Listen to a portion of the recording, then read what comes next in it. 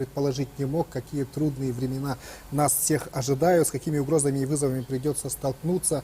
Наверняка многое изменилось в управлении республикой. Мы, журналисты, следим это по темпам вашей работы. Ну и предлагаем посмотреть небольшой видеосюжет.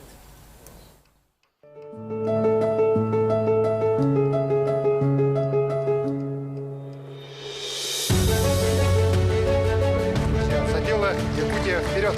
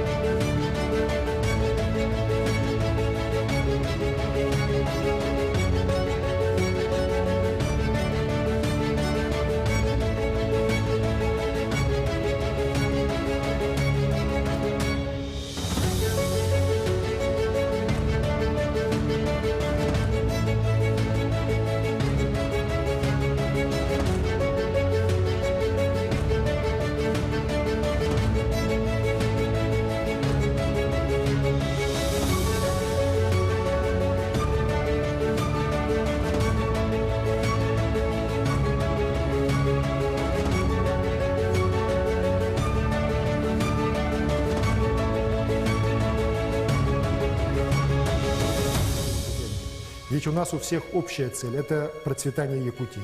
А сильная, успешная республика – это прежде всего успешный и счастливый человек.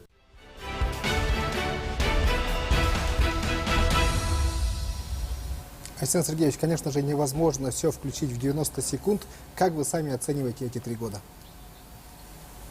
Добрый вечер. Во-первых, еще раз хотел бы, пользуясь случаем, поздравить всех с сегодняшним замечательным праздником, с Днем государственности нашей республики. И как раз сегодня, в этот день, мы должны дать дань уважения и 12-му созыву Верховного Совета ЯССР, и всем нашим предшественникам, которые долгие годы, долгие десятилетия, в далеко непростое время смогли сохранить нашу республику, и не только ее сохранить, но и смогли ее сделать достаточно развитой, одной из самых динамично развивающихся и в социальном, и в экономическом плане субъектов Российской Федерации. Безусловно, оценивая вот эти последние 3 года, конечно же, у нас были и замечательные достижения, и, безусловно, сегодня Якутия с точки зрения развития экономики выглядит, наверное, одним из лучших субъектов Российской Федерации. В этом году, например, по темпам промышленного роста мы на 2-м месте у нас на Дальнем Востоке и входим в первую 5-ку в Российской Федерации. Мы достаточно интенсивно развиваем многие отрасли, которые еще совсем недавно, скажем так, не так активно развивались. Даже угольная промышленность сегодня приобрела 2-е дыхание и выходит на лидирующие позиции уже в целом в стране.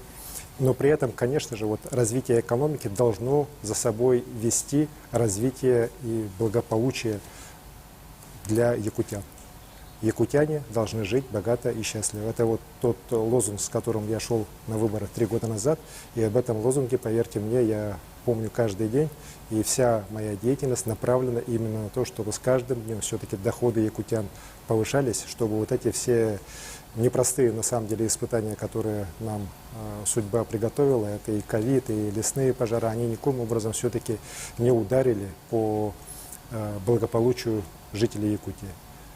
Конечно, есть у нас и проблемы, связанные вот как раз и с объективными, и субъективными факторами.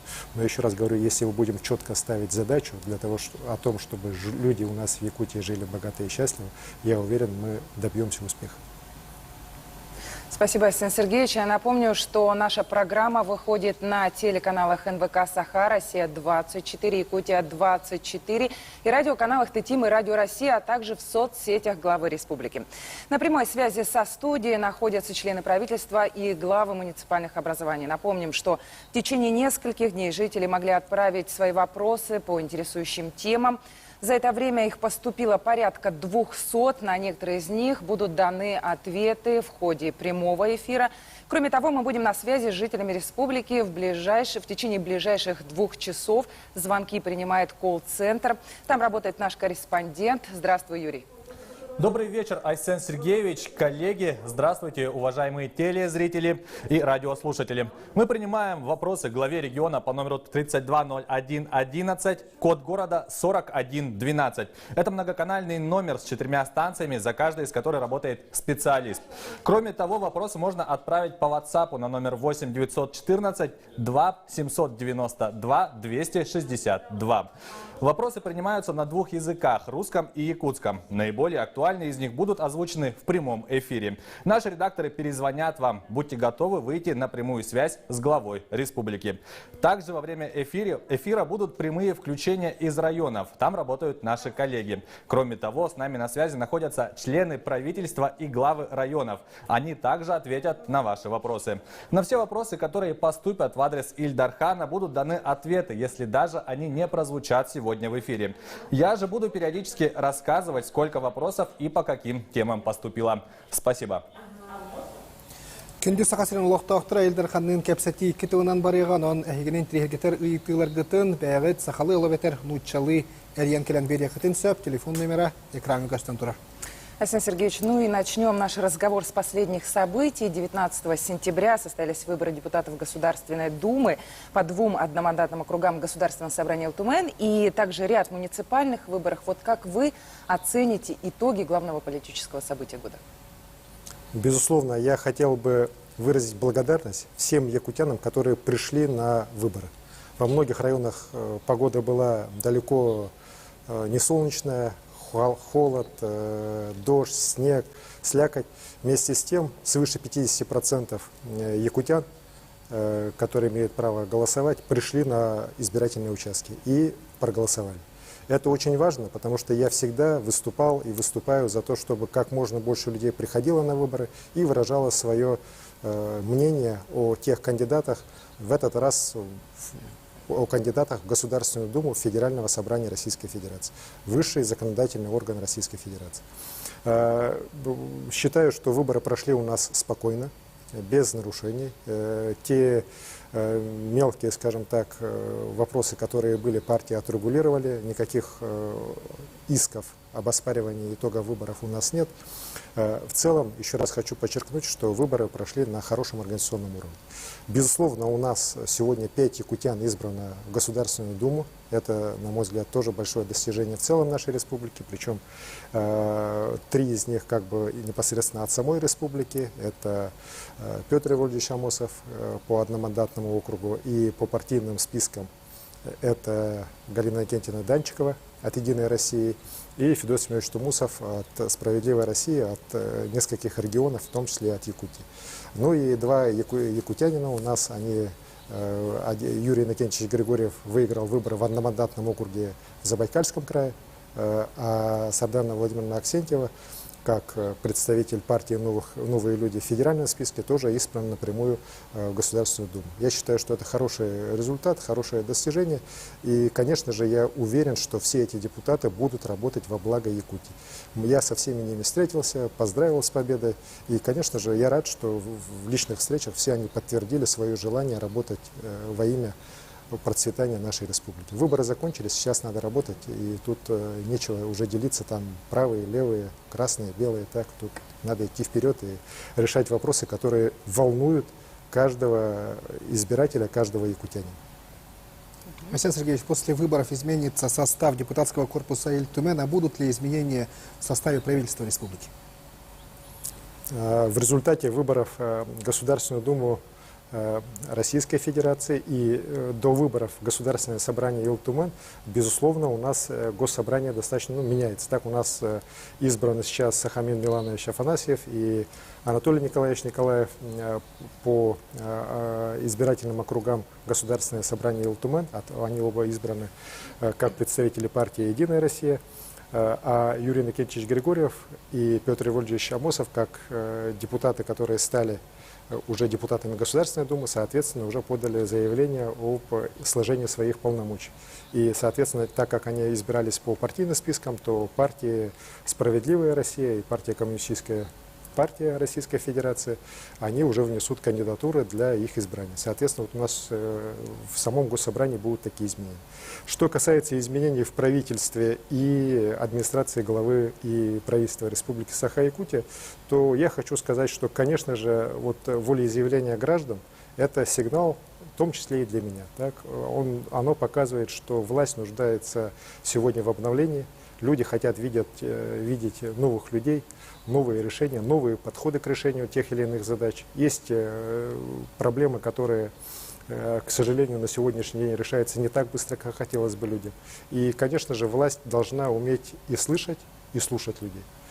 Безусловно, по итогам выборов будут серьезные перестановки, как в администрации главы и правительства Республики Саха-Якутия, так и в правительстве республики. Арсений Сергеевич, в этом году республика вновь боролась с лесными пожарами. Наша съемочная группа сейчас находится в селе Бескюэль, где полным ходом идут восстановительные работы. У нас есть возможность увидеть, что там происходит. Арсений Сергеевич, добрый вечер. Сейчас, как вы видите, мы находимся в селе Бескюэль, и мы видим тот дом, сваю которого здесь заложили месяц тому назад. Давайте сейчас пройдем вовнутрь и увидим, познакомимся с жителями этого дома и вам покажем, как же все здесь уже обустроили местные строители. Ну, к слову, хочется отметить, что 20 августа здесь проложили первую сваю именно этого дома, в котором принимал участие непосредственно глава Якутии Арсений Сергеевич. В целом на территории этого жилого микрорайона сегодня строится 34 жилых дома. Помимо этого несколько хозяйственных построек, среди которых находится и коровник. Ну а вот мы сейчас проходим вовнутрь. Сейчас нас там ждет жители этого дома. Здравствуйте, добрый вечер. Добрый вечер. Екатерина Дмитриевна, это у нас хозяйка этого дома. Как вы видите, здесь она принимает непосредственное участие в уборке и обустройстве своего жилого помещения. Екатерина Дмитриевна, расскажите, какой у вас был ранее дом, сколько квадратных метров и каким у вас сегодня является ваш новый дом? Сколько здесь квадратных метров? И можете нам показать небольшую экскурсию? Хорошо. У меня бастан меха бehen 2 квадратный метр это, катачойден бо 2 квадратный метр возмещения коренлехте, сказали рыбопот, а та бо санга дем бehen квадратный метр. Нахачой ба современная, кихи останавливал, лах барта благостроенная, лах остановил равон. Бо кухням болар, бо кухням мой бумана, например, мечтает данкоряка бумана тугум болухта, гарнитур калехта, она моечная бар болар, бувар, хитсуят бахай, она еще один был будешь калахпан, кадра обычно 3 бар болачо, она благостроенный диабар на хачой бай, кадра юрдин мага, светильник турор буттар. Он дальше был моечный бар, ваннала, ваннала, он ракивнала, он был туам бар. И теперь тухтах, он специально регулировка лыр, и темный день туроддалар. Он туалетом бар, был туспа барта, и какая-то каин. Он был только тех тухчанатлар, умнакастем же. Тех условий. Каченнеге киддибит бу. Каченнеге бу еще один бу хохтурдылы сапсанга мин омахана алаккыр атынетте бу аннегылы.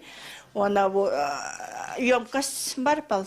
Еще один бу юэха бу тишкала бу специально у оборор тухтахпыт. Она бу дуэте. Насос бар. Она бу септик турар. Септик тахпыт. Бу жаңга бараларга турар тахтар. Септиги. Хорошо. Так, давайте. Как заметили зрители, скорее всего, тут, видите, нету еще освещения. Это говорит о том, что сейчас здесь идут работы электромонтажные, поэтому в скором времени здесь свет уже дадут. Ну и Напоследок, что можете сказать нашим региональным властям? И вообще расскажите, мы так понимаем, вы же ездили от числа жителей района в какой-то санаторий. А мен бұл 31-го ровно ровно где-то отут чехла декена сағлавытыр бастан дені. Баста калатым 31-го ровно көтір күмер үйсі калат тұрар еті. Оны бәйім 19-қа көтін кәлбетім. Атыны тектәдім. Чәк болын. 19 кәлбетім, уже дем барда тұтыла. Барда бөхілік де бұғаты болы, бәйім дөнірікті соғайды. Ачаға түркі майды тұталар әвет тоймады строй. Оны атыны тоқсиген. Короче, әме короче деті.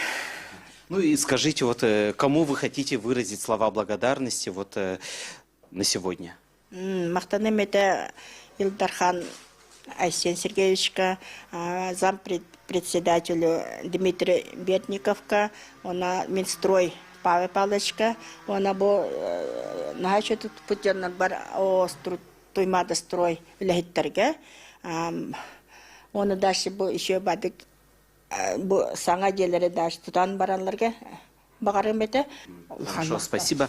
Ну, на этом мы завершаем наше включение из села Бескёль. Слово передаем студии. Спасибо, коллеги. Насколько я знаю, этот дом и еще 9 домов строит компания «Туймада Строй». Генеральный директор Андрей Лукич Данилов, он сам из села Бескёль, поэтому наверняка эти дома он строит, как говорится, на качество. Айсен Сергеевич, а как вы оцениваете проделанные работы в Бескёле? Безусловно, в начале августа нашу республику настигла большая беда, когда часть села Бескёль, примерно 10% жилого фонда, в результате страшного лесного пожара верхового было уничтожено огнем.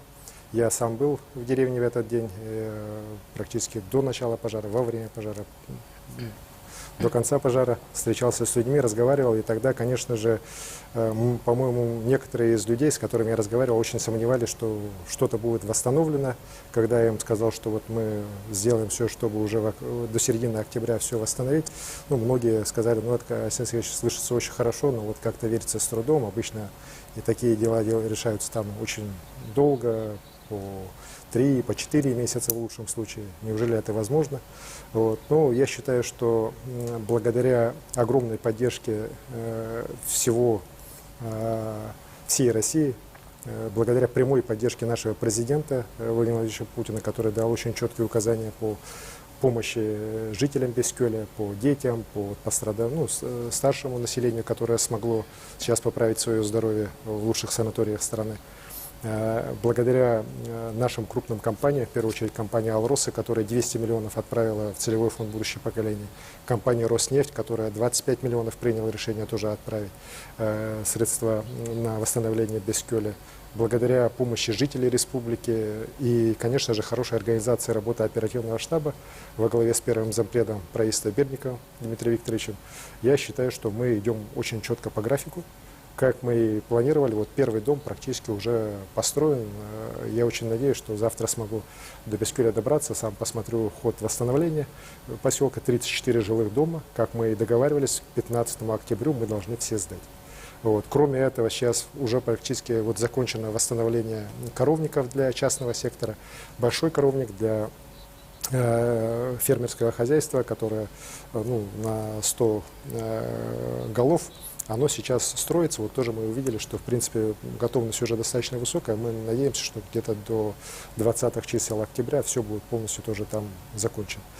Кроме этого, эти дома строятся с благоустройством. Благоустройства такого в Бескёле раньше не было.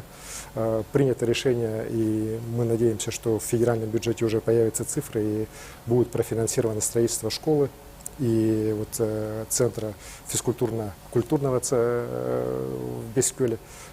Уличная дорожная сеть сейчас ремонтируется. В целом, вот село, на мой взгляд, стоит лучше, чем было до пожара. И, конечно же, огромная благодарность всем тем, кто нам помогает, и простым людям, и строителям, самому населению Бескёля, которое очень тоже помогает во всех работах, внимательно следит за качеством работ. Хотел бы поблагодарить и Общероссийский народный фронт. Вот, целая бригада их приезжала, поработали, помогли нам в вопросах восстановления в самый тяжелый, трудный период. Несомненно, надо отметить и воинскую часть Министерства обороны, которая была расквартирована в Бескуле и тоже помогла не только при тушении лесных пожаров, но и уже при расчистке сгоревших территорий, при помощи с уборкой. В общем, всем миром мы, якутяне, уверен, к 15 октября село Бескуль восстановим. Вот. Еще раз говорю, что все идет по графику, отставаний нет, ну и качество, как вот жители сами мне тоже пишут, говорят, оно на хорошем, высоком уровне. Еще раз говорю, что все строители относятся к этому вопросу очень трепетно, с душой, понимая, какое горе постигло жителей Бескуля, и все, что в наших силах, мы обязательно сделаем. Арсений Сергеевич, вот вы не раз встречались с руководителями федерального уровня и ставили вопрос о совершенствовании системы охраны лесов на будущее. Какие принципиальные меры приняты и вот уже готовятся к реализации? Безусловно, я бы хотел сказать, что проблема охраны лесов Якутии, она не может быть решена силами одной лишь Якутии. Этим летом мы, конечно, столкнулись порой с такой, знаете, оголтелой критикой, когда говорили, что вот, Якутии пожары не тушат, ну как же так, там, вот, им же деньги выделены. Там. На самом деле на 250 миллионов гектаров леса, именно на тушение лесных пожаров, на их предупреждение, по методике выделялось 250 миллионов рублей. Вот. Но это смешные деньги. Это значит 1 рубль на 1 гектар. Вот, если так посмотреть. Да? А в целом по системе, если смотреть вообще лесного хозяйства, то леса Якутии получают всего лишь 6 рублей на 1 гектар, чуть больше 6 рублей, когда как в среднем по стране это цифра 199. А по Дальнему Востоку это цифра 28 рублей. Вот так было до этого года. В этом году, конечно же, в связи с пожарами я неоднократно разговаривал с президентом нашей страны, докладывал ему о ходе и тушения пожаров, и подходах к формированию вообще работы по лесовосстановлению, по лесоохране. Президент нас услышал, даны были прямые поручения в адрес правительства Российской Федерации, в адрес Министерства природных ресурсов. И хотел бы поблагодарить здесь и Михаила Владимировича Мишустина, и Александра Александровича Козлова, которые очень щепетильно подошли к решению этого вопроса. И на самом деле очень серьезно пересмотрели подходы к вопросу именно тушения лесных пожаров. Понятно, что на такой огромной территории, как Якутия, лесные пожары будут всегда возникать. Вот. Они возникали и раньше, возникают сейчас и будут потом. Но главное, чтобы эти пожары не перерастали в огромные пожары, чтобы мы все-таки научились их тушить на ранней стадии. А тушение пожаров на ранней стадии возможно только в том случае, если будет достаточная штатная численность. Вот у нас на сегодняшний день в Якутии численность лесоохраны, вот наших десантно-парашютной группы, которая занимается тушением пожаров, всего лишь порядка 200 человек. Вот. Но это при том количестве пожаров, которые у нас летом возникает из-за сухих гроз, это мизер. У нас летом где-то вот начиная с 22 июня в день возникало по 60, по 70, самый максимум был 90 пожаров в день. И на все это у нас, если так просто вот так смотреть, было бы всего лишь 200 человек авиалесоохраны. Лишь благодаря тому, что были сюда срочно переброшены из 19 регионов России вот силы лесопожарной службы, благодаря мобилизации местного населения, благодаря работе добровольцев, благодаря вот решению президента и переброске сюда сил МЧС и Минобороны, нам удалось все-таки ликвидировать пожар, остановить пожар. Но также не может вечно продолжаться. Поэтому, вот еще раз говорю, сейчас федеральное правительство коренным образом меняет подходы. В первую очередь мы, конечно, должны увеличивать штатную численность авиалесоохраны, штатную численность Якутлесресурса. И в этом направлении вот, я очень рад, что Рослесхоз, Иван Васильевич Советников, руководитель, сейчас уже заложил по новым подходам на тушение пожаров именно по Якутии на следующий год сумма 1 468 000 000 рублей. То есть сравните, вот 200 в этом году и на следующий год почти 1,5 миллиарда. То есть у нас увеличение пойдет где-то порядка в 6 раз. Вот. И, конечно же, в первую очередь эти средства мы должны очень рационально и эффективно использовать на увеличение штатной численности тех людей, которые непосредственно будут заниматься тушением пожаров, предупреждением и тушением пожаров. Конечно, мы должны повышать эффективность и авиалесомониторинга с тем, чтобы пожары обнаруживать на самой ранней стадии. Ну, слава богу, сейчас с помощью космомониторинга это уже становится достаточно таким, нетрудным делом. Но главное, чтобы у нас были силы, чтобы оперативно реагировать и оперативно тушить пожар. В этом направлении, вот еще раз говорю, благодаря решениям президента страны у нас коренной перелом произошел. К сожалению, конечно, в этом году пожары очень серьезно у нас сожгли большое количество леса, так, многие миллионы гектар сгорело. Вот. Хорошо, что лес у нас все-таки в основном пожары были низовые, поэтому лес, как считают лесники, он у нас погибнет частично лишь после этих пожаров. Вместе с тем, конечно, мы должны думать и о восстановлении этих лесов. С этой точки зрения в Якутии надо однозначно делать сейчас лесопитомники, в которых мы будем выращивать саженцы и лиственницы, и сосны, и уже высаживать по тем территориям, которые требуют уже восстановления. Причем это не только территории, которые пострадали от пожара, но и те же территории после промышленного освоения. Вот. И в этом направлении, еще раз говорю, мы лесовосстановлением так таковым, вот на серьезной научной основе не занимались. И сейчас уверен, что как раз вот эти пожары этого года тоже повод нам этим вопросами очень серьезно на новом уже уровне заняться и помочь нашей природе восстанавливаться быстрее. Арсений Сергеевич, я предлагаю послушать первый телефонный звонок. Здравствуйте, говорите, вы в прямом эфире, мы вас слушаем. Добрый вечер, Арсений Сергеевич, вас беспокоит Валентина Ивановна, я родитель. У меня вот такой вопрос. Второй год мы уже боремся с коронавирусом, и количество заболевавших увеличивается с каждым днем, и наши школы, городские школы отправили на удаленку. Скажите, пожалуйста, этот год тоже пройдет в дистанционном формате обучения или же нет? Спасибо. Спасибо, Валентина Ивановна, за вопрос. Безусловно, вопросы борьбы с ковидом, они не теряют своей остроты. Мы не можем сейчас сказать, что ковид отступает. К сожалению, на территории Республики Саха-Якутия у нас каждый день, вот последние недели, заболевает порядка 190 человек. Вот сегодня 191 случай. При этом, конечно же, наибольшая заболеваемость у нас регистрируется по городу Якутску. Сейчас еще пришел сезонный грипп, сезонная ОРВИ.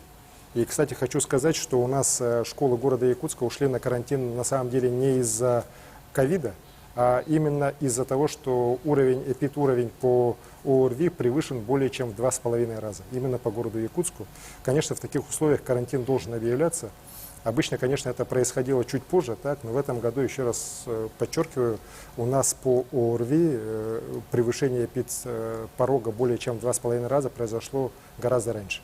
И сейчас мы поэтому приняли решение на 2 недели школьников посадить на карантин. Уверен, что все-таки мы должны двигаться в сторону очного обучения. Дистанционное образование, конечно, оно может быть в крайних случаях, но вместе с тем понятно, что очное обучение оно лучше. Что нам сегодня мешает достигнуть коренного перелома по борьбе с ковидом? На мой взгляд, самая главная причина – это слабые темпы вакцинации.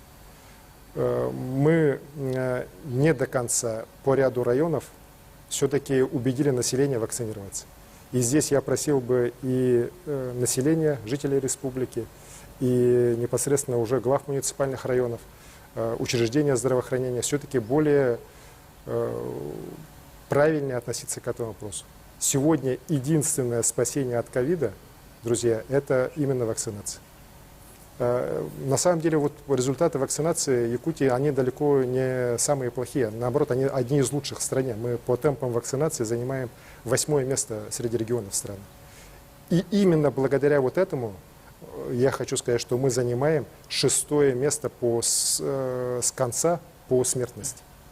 Вот. Это тоже большое достижение. Но я вот связываю это достижение исключительно с вакцинацией.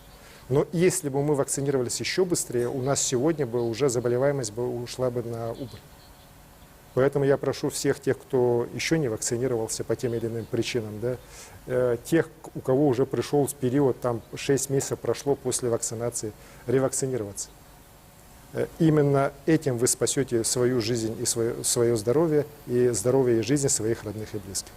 Дорогие мои, вот с этим вот точно шутить не надо, потому что, к сожалению, я каждый день сталкиваюсь сейчас с случаями, когда у людей очень серьезные проблемы, у родных, близких, звонят мне, просят помочь.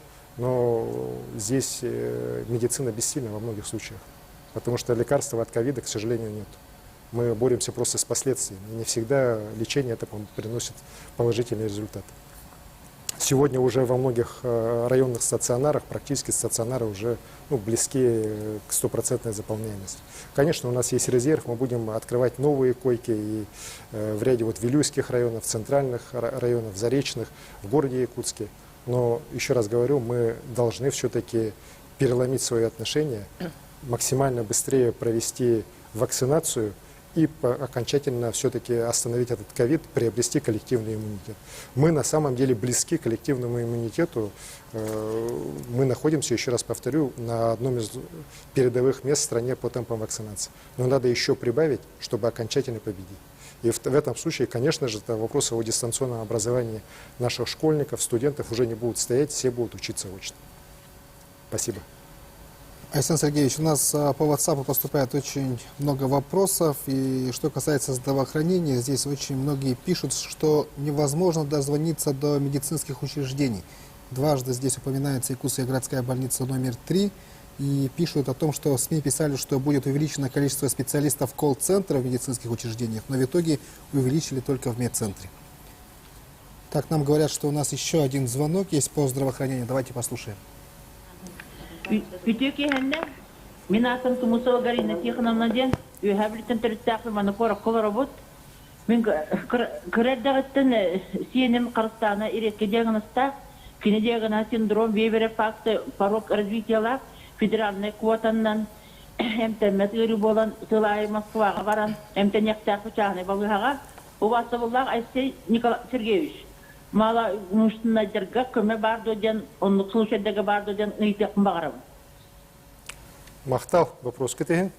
Вопрос Галины Тихоновны касается лечения редких заболеваний по федеральной квоте. К сожалению, есть ряд таких заболеваний, которые лечатся в очень малом количестве специализированных клиник, порой эти клиники частные клиники даже так в стране, и крайне дорогостоящее лечение. Конечно же, люди, которые выезжают на такое лечение, нуждаются в помощи. И тем более, если человек попадает под категорию малоимущих.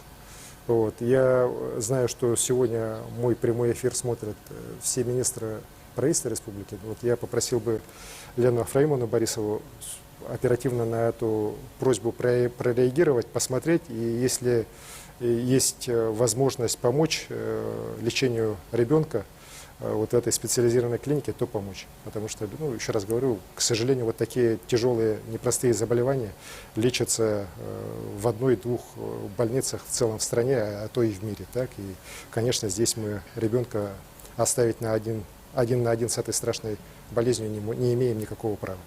Что касается вопроса, который, Олег, вы сказали, что поступает по WhatsApp, я тут тоже смотрю, тут много вопросов пролетает, да? Я прошу Лену Ефремовну тоже посмотрите, и уверен, что и главный врач Давыдова Светлана тоже смотрит эфир. Разберитесь, потому что, я помню, в ноябре прошлого года были вопросы по горбольнице номер 3, что там как раз с колл-центром, но вроде потом докладывали, что все уже решилось. Но сейчас, наверное, опять же из-за сезонного ОРВИ, из-за гриппа, из-за, опять же, ковида перегружена служба, так, колл-центра, но надо тогда увеличивать просто количество людей и решать этот вопрос. Причем можно это решать и централизованно, и через службу 112, которая у нас тоже принимает все эти звонки. Лена Ефремовна, я прошу этот вопрос отработать. Так, если необходимость есть, подключите Министерство цифровизации Республики Анатолия Скаловича Семенова. Потом доложите, как вы это сделали. Спасибо. Александр Сергеевич, во время лесных пожаров высветился еще один жизненно важный вопрос. Это развитие авиации, транспортной доступности. Как этот вопрос у нас решается в республике? Очень серьезный вопрос вы сейчас затронули, так? Потому что вопросы транспортной доступности, вопросы авиации, они имеют под собой очень много разных аспектов. И если мы начнем говорить про транспортную доступность так таковую, то, конечно, главная наша сегодня задача в этой части, это все-таки, на мой взгляд, не касаясь темы лесных пожаров, это все-таки снижение стоимости наших внутренних рейсов. Я уверен в том, что вот эта дальневосточная авиакомпания «Аврора», которая работает сейчас в сотрудничестве с Якутией, потом в последующем с полярными авиалиниями должна начать работать, она, конечно, для нас должна принести пользу именно в части снижения стоимости внутрирегиональных рейсов.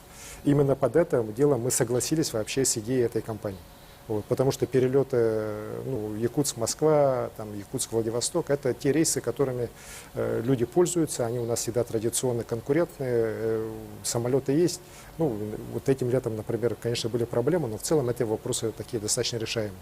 А вот что касается перелетов, например, Черский, Якутск, Батагай, Якутск, да, конечно же, на этих рейсах, уж не говоря о рейсах, например, грубо говоря, до Андрюшкина, да, из того же Среднеколымска или, например, таких внутренних рейсов, например, Оленек-Эйк, конечно же, вот эти все вопросы могут быть решены только при субсидировании. Причем субсидирование федерального бюджета, потому что средств бюджета республики на это, к сожалению, не хватает, хотя мы и субсидируем. И поэтому мы будем отстаивать нашу позицию, чтобы все-таки в этой части субсидирование обязательно появилось.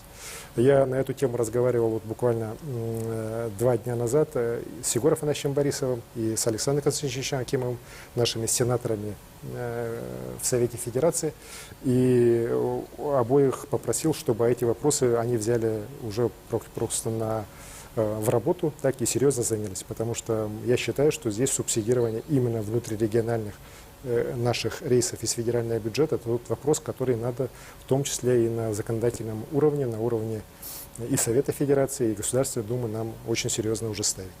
Вот. Что касается аэропортов, то я считаю, что здесь работа должна более быстрыми темпами проводиться по реконструкции. У нас всего 14, если не ошибаюсь, аэропортов попадают в эту систему реконструкции. Некоторые уже сделаны. Так, некоторые вот сейчас активно реконструируются, в том числе вот и взлетно-посадочная полоса аэропорта Якутска, строится новый аэровокзальный комплекс в Нерюнгри, в Мирном. Поэтому работа идет большая, так, и уверен, что поставленные вот в рамках национальных проектов задачи по повышению транспортной доступности через реконструкцию аэропортовых комплексов на территории Республики Саха-Якутия будут выполнены. Александр Сергеевич, наши коллеги, вы подготовили видеосюжет о ремонтных работах в Нерюнгринском аэропорту. Вот предлагаю его посмотреть. В ноябре 2019 года компания «Стройдорсервис» города Алдана заключила контракт на выполнение строительно-монтажных работ по объекту реконструкция аэропорта Нерюнгри. Сроки реализации проекта установлены на 2019-2022 годы. Объем финансирования составляет 7 миллиардов 385 миллионов рублей. На данный период уже выполнено более 73% работ, то есть работы ведутся с опережением графика. Поэтому уже к 25 октября взлетно-посадочная полоса будет готова к сертификации. Для реализации данного проекта наша компания приобрела бетоноукладочный комплекс, текстуровщик, 2 бетонных завода. И это позволило выполнить за достаточно короткий период данный объем работ. За время работ сложился такой костяк коллектива, который способен решать и в дальнейшем такие же сложные задачи. Сейчас уже успешно завершено обустройство искусственной взлетно-посадочной полосы, уложено более 90 тысяч тонн бетонной смеси. Обустройство дренажной системы, построена патрульная дорога, по всему периметру установлено ограждение, возведены мачты освещения, заканчивается монтаж светосигнального оборудования. Поэтому 1 ноября первые пассажиры уже смогут оценить изменения. Мы начинаем эксплуатацию взлетно-посадочной полосы. Первый самолет, который произведет посадку, это установлена наша историческая авиакомпания «Якутия», рейс Москва, Внуково, аэропорт Нерюнгри. Ждем пассажиров, первых пассажиров в нашем аэропорту. На перевозку пассажиров заявились все те компании, которые летали ранее. Это авиакомпании «Якутия», «Сибирь» и «Ир-Аэро». А подрядчик по восстановлению аэропорта уже приступил к строительству аварийно-спасательной станции, контрольно-пропускного пункта и здания аэровокзала. Ирина Кичигина, Вадим Барашков, Нерюнгри.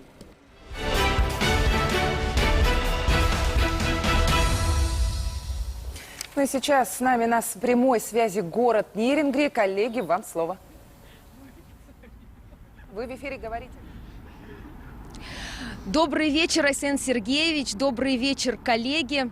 Во-первых, разрешите присоединиться ко всем поздравлениям с Днем государственности нашей республики.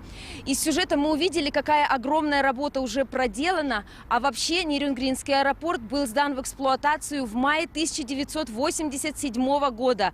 Ремонт не проводился более 30 лет.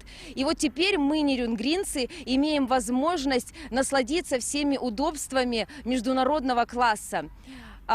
Напомню, что 1 ноября начнутся вылеты с новой взлетной посадочной полосы, но на этом реконструкция аэропорта не завершится. Сегодня рядом со мной Ринат Фабрин, он активный общественник, спасатель, его знают жители района. Ринат Сергеевич задаст вопрос, который волнует многих нерюнгринцев. Добрый вечер. Уважаемый Айсен Сергеевич, много лет говорили о реконструкции нашего аэропорта. На сегодня мы, жители Нерюнгринского района, наблюдаем, как стремительно проходит реконструкция взлетно-посадочной полосы. Благодаря вашей поддержке совсем скоро она будет сдана в эксплуатацию, и мы полетим. Айсен Сергеевич, скажите, пожалуйста, а когда будет готов аэровокзальный комплекс? Спасибо. Спасибо, спасибо, Ринат, спасибо, Ирина, спасибо, нерюнгринцы. Я рад, что наши подрядчики, компания Василия Федоровича Суховерхова, она справилась со своими планами, и сегодня полоса уже закончена. Более того, сегодня мне как раз глава района писал, что уже светосигнальное оборудование тоже смонтировано. Соответственно, сейчас начнется процесс сертификации. И как мы и договаривались, как мы и обещали людям, 1 ноября рейсы из аэропорта Нерюнгри начнут исполняться уже в штатном режиме. Это очень важно, потому что, конечно же, вот решение о закрытии на 4 месяца аэропорта Нерюнгри было непростым. Мы советовались с людьми, и я благодарю вот нерюнгринцев за то, что они нас поддержали, перетерпели вот этот период, так, ну и рад, что с 1 ноября все у нас будет уже в нормальное русло возвращаться. Но при этом, конечно же, мы не будем останавливаться, наши планы уже озвучены, мы должны получить в Нерюнгри абсолютно современный новый аэровокзальный комплекс. Работы здесь все идут по плану, и до конца 2022 года, как у нас и было запланировано, я надеюсь, что аэровокзальный комплекс вместе с сопутствующими уже зданиями, сооружениями, необходимыми для полноценной работы аэропортового комплекса в Чульмане, все будет построено и все будет сдано. Поэтому будем и дальше контролировать этот вопрос, крайне важный, крайне нужный для всей Южной Якутии. Спасибо и успехов вам. Айсен Сергеевич, но кроме этого у нас строятся в республике дороги, мостовые переходы. У нас есть как раз-таки видеосюжет, давайте его посмотрим. Благодаря реализации региональных программ и национального проекта «Безопасные и качественные автомобильные дороги» за последние годы удалось проложить и отремонтировать сотни километров магистралей. И это только начало. Так, например, в прошлом году был введен новый участок автодороги Кабяй, строительство которой затянулось на более чем 20 лет. Местные жители утверждают, раньше путь до Якутска занимал почти сутки. Сейчас же добраться в столицу республики можно за 5-6 часов. Такая же ситуация была в Нюрбинском районе, жители которого отмечают заметное улучшение качества местных дорог. Ну, по поводу качества жизни, конечно, оно улучшилось, потому что в период распутицы у нас всегда были проблемы. Это я помню. Всегда у нас только было воздушное сообщение. И, конечно, было трудно жить. Качество жизни, можно сказать, что улучшилось в очень хорошую сторону. Качество дорог изменилось вообще до неузнаваемости. Если, допустим, какой-то отрезок пути до Жархана мы могли ехать там даже сутки, иногда ехали, то сейчас 30 минут, 20 минут и ты там. Отдельная проблема для Якутии – мосты. Передвигаться из района в район зачастую можно только летом и зимой. В межсезонье же автосообщение приостанавливается. Тем не менее, только за 2020 год в республике было введено 13 мостовых переходов, что обеспечило круглогодичное передвижение транспорта в 6 районах Якутии. На нашем предприятии у нас сейчас уже круглогодичное движение межпоселенческих автобусов. Это очень дает большой плюс нашему району, не только району, но, скажем, в целом в республике, по региону, по федеральному уровню. На сегодняшний день в республике более 12 тысяч километров дорог с твердым покрытием. Но работы продолжаются. Так, в рамках регионального проекта «Дорожная сеть» к 2024 году планируется увеличение доли трасс регионального значения. По нацпроекту же только в одном Якутске в этом году было заасфальтировано свыше 30 километров автомагистралей.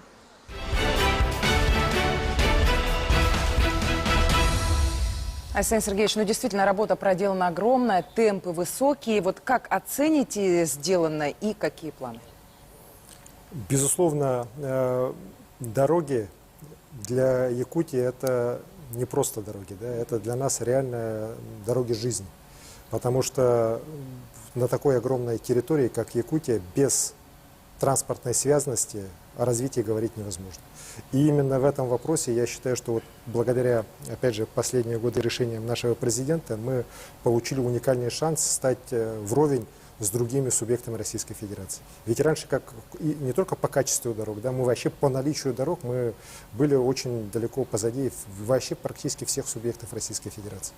И вот сейчас нацпроект по безопасным, качественным автомобильным дорогам, огромные средства, которые направлены на реконструкцию федеральных дорог на территории Республики Саха-Якутия, они дают уже о себе значимый эффект, о котором сейчас вот люди и говорят. Вот потому что мы же помним, что себя представляла та же автодорога Вилюй еще лет 10-15 назад, когда вот круглогодичный проезд у нас появился по ней вот, лет 15 назад только.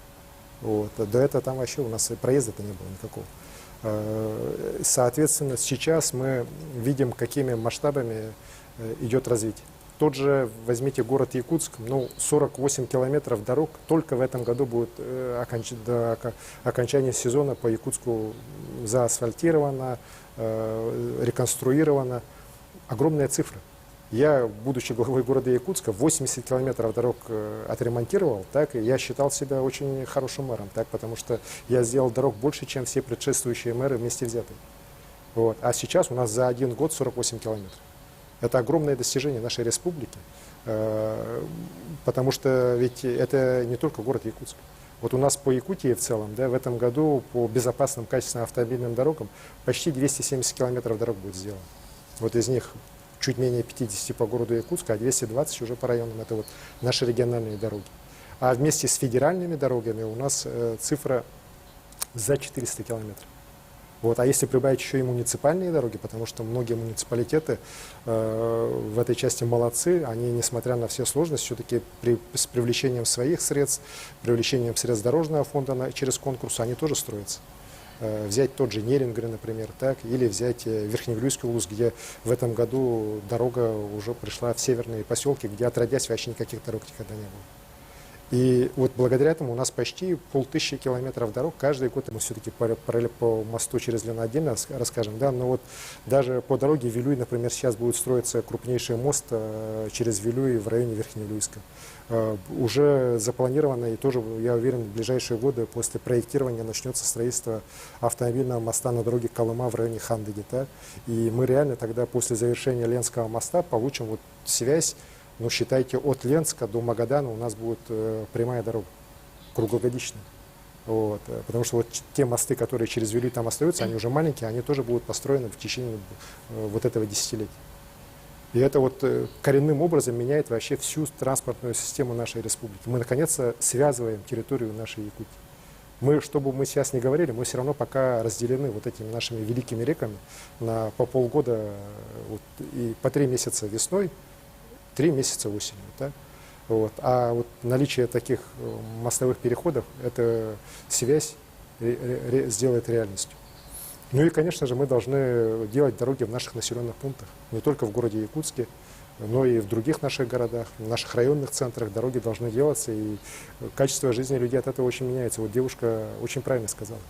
Появление правильных, сделанных, хорошо реконструированных дорог и в районе, и в районных центрах, в поселках оно реально качество жизни людей очень серьезно повышает. И мы будем идти по этому пути.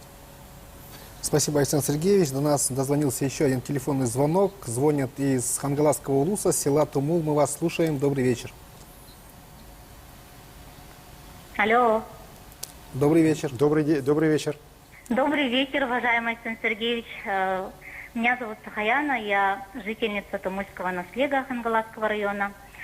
От имени односельчан я хотела бы задать такой вопрос. Ну, сейчас много внимания уделяется качеству и безопасности автомобильных дорог. В прошлом году была отреставрирована асфальтовая дорога до села Бугуньяхтах. В этом году ремонтировалась дорога до села Улаханан.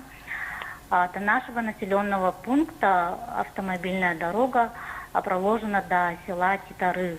А от села Титары и до села Тумул, когда будет продолжено строительство республиканской автомобильной дороги у нас, хотелось бы узнать. Спасибо. Спасибо за вопрос.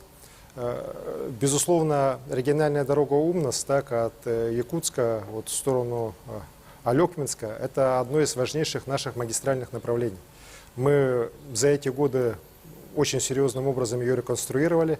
Вот я буквально несколько дней назад, 15 сентября, будучи на открытии Актемской школы, после открытия поехал в сторону Мохсоолоха, видел, какой стала дорога Умнас в том участке, те участки, на которых работа шла в этом году.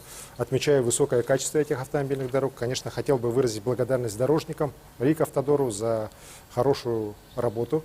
Уверен, что и в дальнейшем качество ремонта будет на таком же высоком уровне. При этом хочу сказать, что мы как раз тогда обсуждали от Титары и дальше до Тумула дорога должна строиться. Сегодня нету проектно-сметной документации. Она уже, что сейчас проголосовали не за Единую Россию, поэтому у республики будет все плохо и так далее. Но это говорят те люди, которые не верят в нашу республику, не верят в ее руководство, не верят в силу народа. Так. Мы, якутяне, очень, знаете, народ в хорошем смысле упертый. Так. Мы, если задачу поставили, мы ее обязательно добиваемся. Ведь Ленский мост — это не, знаете, не задача одной Единой России. Ленский мост нужен всем якутянам, вне зависимости, там, коммунисты, ЛДПРовец или единорос. И, конечно же, я считаю, что эта постановка вопроса неправильна, когда мы говорим, что Единая Россия должна отвечать за этот мост, а за это там другая партия. Мы все вместе отвечаем за решение этого вопроса. И то, что сейчас будет 5 у нас депутатов, я уверен, что они все 5 будут помогать продвижению вопроса по финансированию Ленского моста. При этом Единая Россия, конечно же, не будет отказываться от проекта продвижения Ленского моста. Наша партия за то, чтобы инфраструктурные проекты, которые позволяют развиваться огромным территориям, в том числе огромным территориям северо-востока страны, эти проекты обязательно должны быть поддержаны. Да, конечно, как руководителю партии, конечно, наверное, не очень хорошо, что у нас сейчас 72-е место в стране по уровню голосования за партию «Единая Россия». Так? Но при этом, еще раз говорю, связывать поддержку партии тех или иных проектов и уровень голосования тоже не очень правильно. Все-таки, еще раз говорю, партия «Единая Россия» — это партия Путина, партия, которая ведет нашу страну к развитию, и, соответственно, такие проекты будут всегда ее поддерживаться. Может быть, будет чуть более сложнее мне, как руководителю региона, там те или иные вопросы ставить, но это уже, как говорится, это уже мой вопрос. При этом хочу сказать, что по Ленскому мосту все решения принципиальные на уровне президента, правительства Российской Федерации, они уже приняты. Другой вопрос, что, конечно же, есть вопрос у Министерства финансов, которое всегда, в принципе, оно у нас всегда, знаете, как Баба-Яга выступает, да, надо все-таки немножко денег поменьше дать. Так? Но мы-то выступаем из того, что сегодня в условиях той же инфляции, да, мы сэкономим там, может быть, для федерального бюджета копейку, так, а в итоге можем потерять вообще в целом весь проект. Поэтому будем работать дальше, и уверен, что мост Ленский будет построен именно в соотношении 35 миллиардов из федерального бюджета, 35 это средства концессионеров и республиканского бюджета. Мы уверены, что здесь задержек никаких не будет. Проект, еще раз говорю, поддерживается, проект продвигается. Ну и уверен, что Ленский мост – это вопрос важнейший для всей нашей Якутии, мечта многих поколений якутян, и он появится в установленное время. Спасибо, Александр Сергеевич. Давайте продолжим тему строительства. У нас готов сюжет о переселении граждан из ветхого жилья. Смотрим. Вода у нас бежит регулярно и хорошо. Это сейчас с водоснабжением нет проблем, а в старой квартире, вспоминает Вера Алексеевна, перебои и протечки были регулярно. Но благодаря программе переселения ужасы ветхого жилья давно позади. В новом доме тепло и светло, со свежим ремонтом и живется спокойнее. Дом аварийным считался еще с 2010 года. Вот, потому что у нас стены вываливались как бы вот наружу. Но тот дом вообще уже не подлежал никаким ремонтам, вообще ничему. Не было там ни слива, ничего не было. Вот. Сами делали. Точно так же сменить прописку сегодня мечтают сотни якутян, чьи жилищные условия трудно назвать уютными. В рамках республиканской адресной программы планируется расселить свыше 1 миллиона аварийных квадратов, где проживает более 60 тысяч якутян. С начала реализации программы с 2019 года мы уже свыше 900 многоквартирных аварийных домов снесли. 9800 граждан уже получили компенсацию, либо получили новое жилье.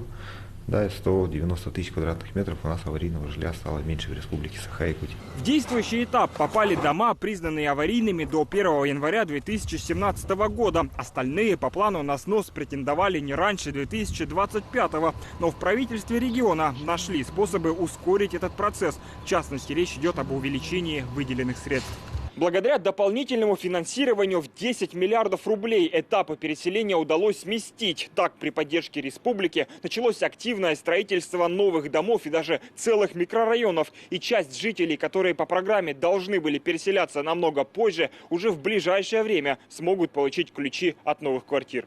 Житель Покровска Владимир Монаков – один из тех, кому повезло со скорым расселением. Вместе с супругой много лет не то чтобы жили, скорее выживали в старом доме по соседству. Кстати, на его месте теперь пустырь, который видно из окна новой квартиры. Про нынешние 53 квадрата говорит не иначе. Чудо. Большое спасибо. То, что есть такая программа переселения вот это. Поэтому нам здесь очень нравится. Тепло, светло и уютно. По планам на текущий момент порядка 115 домов должны быть расселены на 2-3 года раньше. Это сеет зерно надежды в сердца многих жильцов аварийного фонда, что переезд в новое и безопасное жилье теперь значительно ближе. Евгений Заборовский, Василий Соловьев. Вести. Якутия.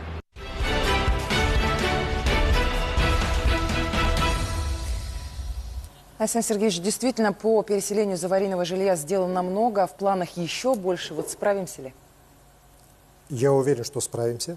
Мы сегодня, вот из сюжета уже видно, идем достаточно четко, исполняем те планы, которые у нас были. Сейчас вообще законтрактовано уже жилья на 35% от того объема, который у нас должен быть переселен вообще по 2024 год. Более того, как и сейчас и в сюжете тоже правильно сказали, мы передвигаем деньги с 2024 года, например, на более ранние сроки для того, чтобы еще более ускоренными темпами строить и вводить жилье для переселенцев из аварийного жилого фонда. У нас всего сейчас уже под, скажем так, с контрактами на жилье или под компенсацию уже свыше 18 тысяч человек. Это 35% от, еще раз говорю, того количества населения, которое мы должны переселить. Свыше 1 миллиона квадратных метров у нас аварийного жилья. Огромное количество. Так, вместе с тем мы понимаем, что программу надо в скорейшие сроки уже реализовывать для того, чтобы мы могли перейти уже к новому этапу переселению людей из аварийного жилого фонда, признанного таким уже после 1 января 2017 года. Сейчас президент страны дал соответствующее поручение. На следующий год в федеральном бюджете сумма уже будет предусматриваться. И мы очень надеемся, что и из этих средств Якутия уже получит средства для того, чтобы более быстрыми темпами переселять людей. Я очень рад, что эта программа реализуется сейчас не только в крупных городах, она реализуется у нас во многих районных центрах, практически затрагивает все районы нашей республики, начиная с Арктики, заканчивая вот нашими южными промышленными районами. Я сам очень внимательно слежу за исполнением данной программы, постоянно контролирую, бывая на местах, вот тоже встречаюсь и с переселенцами, смотрю, как объекты строятся. Хочу сказать, что в целом строители на сегодняшний день с задачами справляются. Конечно, вот особую тревогу у меня вызывает вот этот большой рост цен на стройматериалы, который в стране произошел, но очень надеюсь, что мы в условиях Якутии при поддержке федеральных тоже наших коллег сможем эти вопросы решить, и никаких задержек по переселению из аварийного жилья у нас не будет. На сегодняшний день, еще раз хочу сказать, что все дома строятся по графику, компенсации тоже те, кто хочет получить, они ее получают вовремя, и здесь вопросов нет. Вот этот важнейший проект, один из важнейших проектов в целом для страны, но для Якутии он, наверное, один из самых главных. Это как раз вот переселение людей из аварийного жилого фонда, потому что, к сожалению, жилой аварийный фонд у нас самый большой по всей России. Ну и сейчас пришло время подвести итоги первого часа работы. Слово нашему корреспонденту в колл-центре. Да, коллеги, на данный момент за время эфира в нашу студию поступило 94 звонка. Хотелось бы отметить, что чаще всего звучат вопросы, касающиеся капитального ремонта, газификации, а также здравоохранения. Ну а я напомню, что мы принимаем вопросы главе региона по номеру 320111, код города 4112. Это многоканальный номер с 4 станциями, за каждым из которых работает специалист. Мы продолжаем ждать ваших звонков. Спасибо, Юрий. Мы продолжаем прямую линию. Айсен Сергеевич, разрешите зачитать еще один вопрос, который поступил к нам по WhatsApp на якутском языке. Айсен Сергеевич, дорогой, лагарсе тихини, катанах доробены багаремете, итылахпын босхо гастахын, үля бара турар довонна кахысыл гадлы, ити программа итыллары махтал. Спасибо за вопрос. Этот вопрос волнует очень многих жителей нашей республики. По поручению президента страны Владимира Владимировича Путина, которое прозвучало в его послании к Федеральному собранию, принят закон, по которому должна быть проведена у нас в стране так называемая социальная газификация. То есть мы же помним ситуацию, когда вот человеку надо было в дом провести газ, то порой ему приходилось оплачивать еще достаточно большие суммы для того, чтобы газопровод появился уже рядом с его домом. Вот эту работу или сам человек, или вот несколько там семей сбрасывались и решали эти вопросы. Конечно же, для жителей не только села, но и города, например, это порой были просто неподъемные цифры. И сейчас по поручению президента в закон вот это положение вошло о том, что до дома газификация должна быть бесплатная. У нас в республике выбран единый рекоператор. Это Сахатранснефтегаз. Сейчас на его сайте, если вы зайдете, увидите, там есть специальный подраздел, социальная газификация называется. Вот там уже люди могут оставлять свои заявки. Вот. Сейчас работа идет по всем территориям, где у нас газификация вообще имеется. У нас 12 районов, которые сегодня имеют природный газ для использования в жилых помещениях. Вот как мне Алексей Засимович Колодезиков докладывал, на последнем совещании где-то дней 10 назад у нас порядка 4600 домов, которые попадают под программу социальной газификации. В них проживает порядка 12 тысяч человек. Вот. Причем эти дома в самых разных районах нашей республики. Очень много было в Ленском районе, в Ленске. Вот. Как всегда, традиционно в Якутске много, так, но и в других районах тоже есть достаточно большое количество. Работа эта уже началась. Если не ошибаюсь, уже 18 жилых домов первые по городу Якутску газифицированы именно в рамках программы социальной газификации. Сейчас список составляется, план делается, ну и в последующем это будет идти уже в плановом режиме. В ближайшие годы мы эту задачу должны полностью выполнить. Конечно же, выполнение этой задачи для Якутии очень такая непростая задача. Почему? Потому что, во-первых, нам надо решить вопросы реконструкции магистрального газопровода от Кызылсыра. Так называемый газопровод Кызылсыр, 84-й километр, он у нас очень изношен. И пропускная его способность практически мы используем уже на максимальную мощность. Вот. И дополнительный газ прокачивать по нему в рамках, в том числе и социальной газификации, становится уже сложнее и сложнее. Сейчас подготовлен проект его реконструкции, достаточно такой, дорогой, порядка 5 миллиардов рублей. Мы просили помощь с федерального бюджета, вначале нам отказали, сказали, что газопровод республиканский, принадлежит республике, сами и финансируйте. Да? Но вот в результате поддержки ряда министров, вице-премьера Новака, с которым мы на эту тему встречались, благодаря тому, что появилось поручение Михаила Владимировича Мишустина, премьер-министра страны, после моего обращения в его адрес, сейчас вопрос с мертвой точки стронулся. И, конечно, нам очень помогает здесь и позиция Галины Кентин-Данчиковой, нашего депутата Государственной Думы, предыдущего созыва, но я очень рад, что и уже нынешнего она будет, которая вот тоже этот вопрос у нас очень эффективно лоббирует в разных министерствах, и мы очень надеемся, что мы выйдем хотя бы на соотношение 50 на 50. То есть 50 за счет средств республиканского бюджета и Сахатранснефтегаза, 50 за счет субсидий федерального бюджета. Вот это самый такой основной вопрос, который вопрос не только социальной газификации, но и газификации в целом у нас сегодня может притормозить. Ну и, конечно, в дальнейшем нам надо будет работать для того, чтобы уже по районам была программа сделана. Для этого нужна очень такая серьезная включенность муниципальных районов. Не везде она, к сожалению, сегодня присутствует. Я здесь просто называть не буду глав районов, да, они сами знают, кто опаздывает. Так, надо, чтобы все-таки работы были все соответствующие сделаны, с тем, чтобы мы четко по графику решили, это очень важно, на самом деле, социальную задачу, чтобы у людей в домах появился газ. Вот. И, безусловно, еще раз говорю, и Сахатранснефтегаз, и правительство республики обязаны сделать все, чтобы она была полностью в сроки, установленные президентом, решена. Александр Сергеевич, в последнее время облик наших городов и поселков изменился, появляются красивые площади, культурные объекты. Вот давайте посмотрим сейчас видеосюжет о преображении наших населенных пунктов.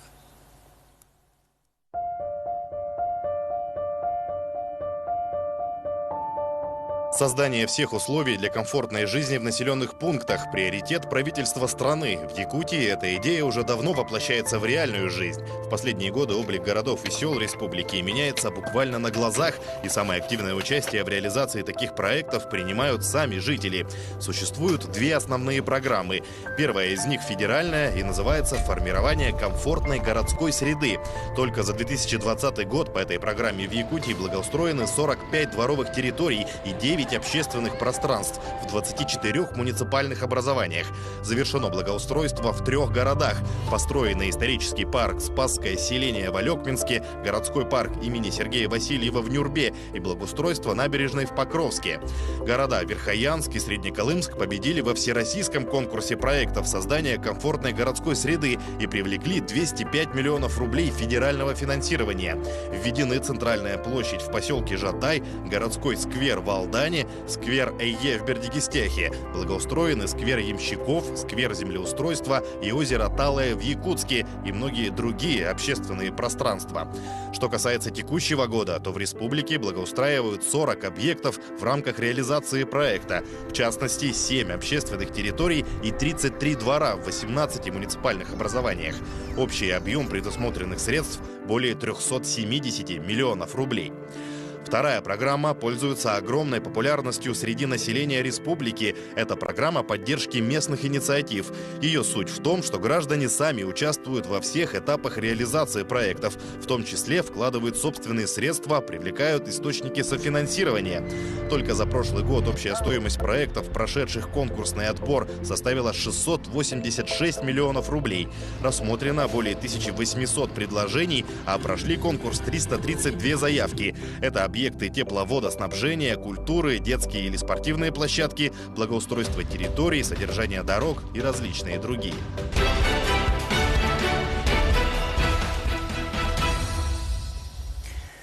Александр Сергеевич, вот всерьез заниматься благоустройством Якутска вы начали во время своей работы мэром, выкраивая на это средства из городского бюджета. Сегодня идет большая финансовая поддержка из федерального центра по нацпроекту. И действительно наши населенные пункты, они преображаются, становятся комфортнее и краше. А вот учитываются ли сегодня инициативы жителей по благоустройству? Насколько они активны? Безусловно, вопросы комфортной городской среды они сегодня стали очень важными для любого населенного пункта. Будь то город, будь то поселок, село.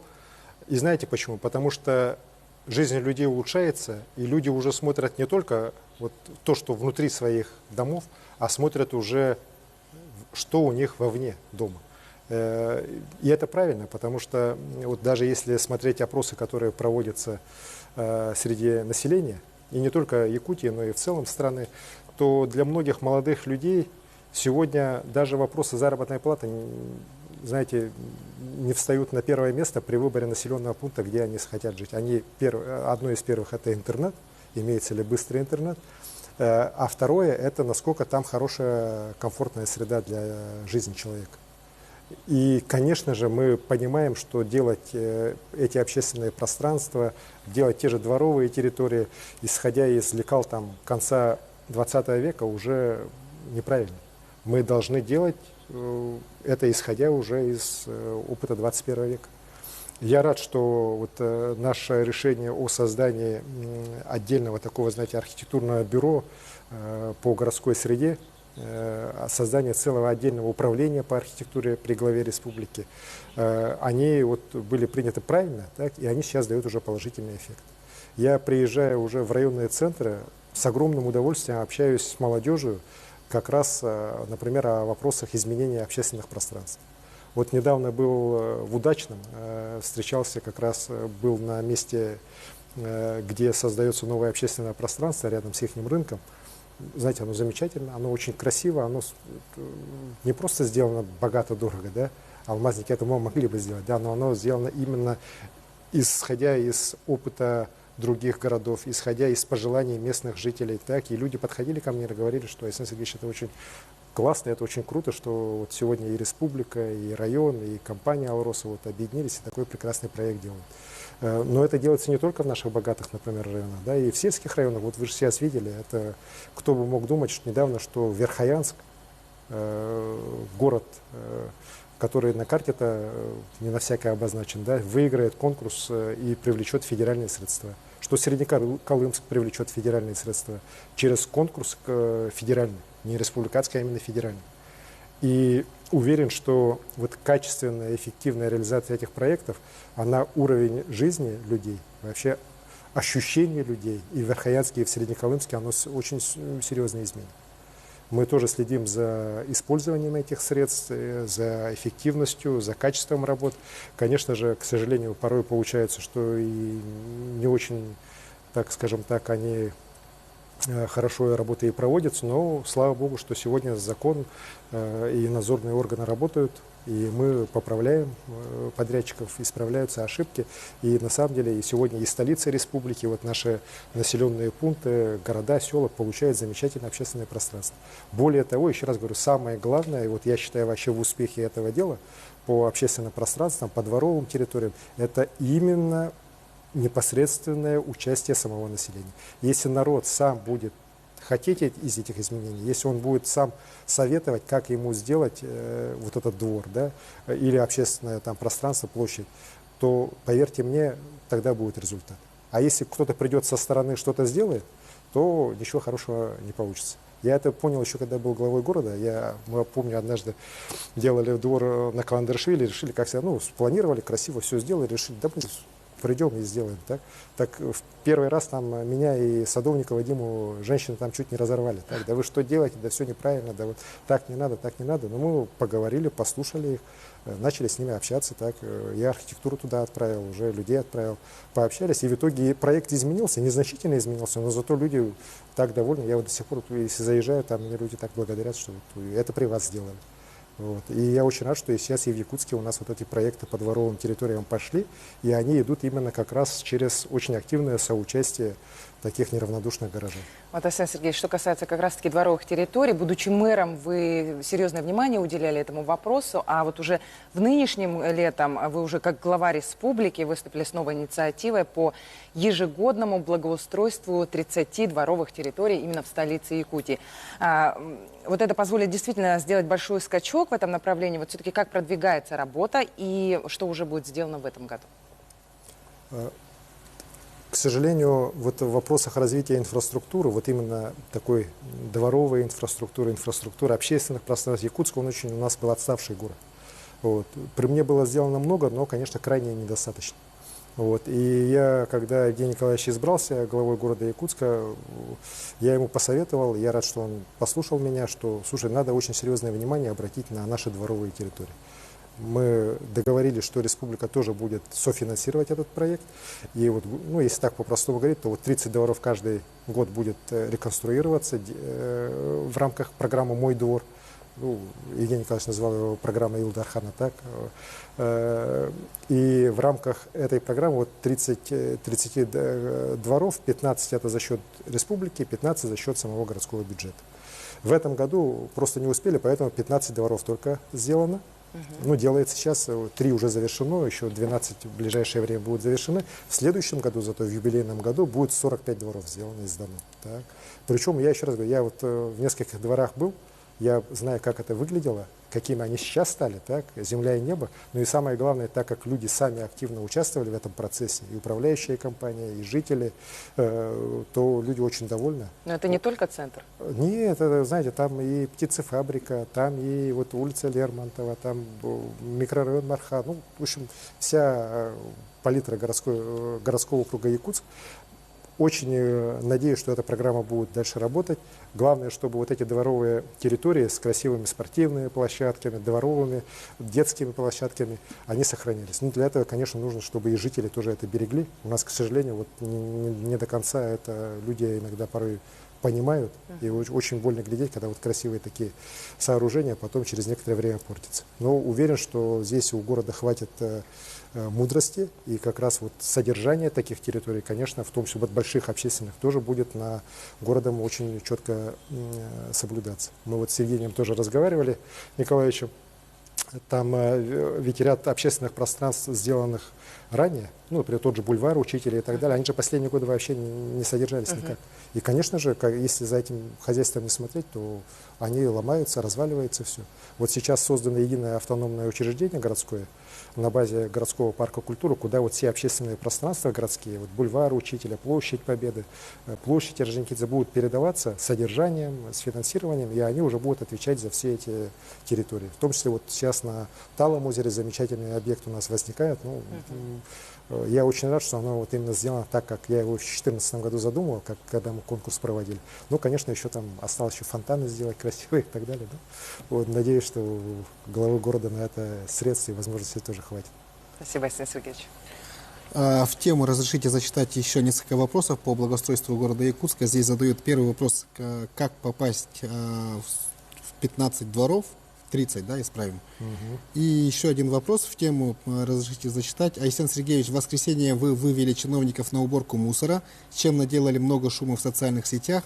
Это не первый раз. Я помню, когда вы были мэром, тоже сразу после совещания со всеми вышли на субботник, окраины парка тогда убирали. Это хорошо, конечно, но пример все-таки больше одноразовая акция. У вас большой опыт по благоустройству города. Как вы считаете, какие сейчас самые главные проблемы в благоустройстве города? Какие системные меры можно предложить и осуществить, чтобы Якутск становился комфортнее, чище, выходил на новый уровень по благоустройству, как подобает столице республики? И, конечно, вопрос, будет ли республика помогать городу в этом?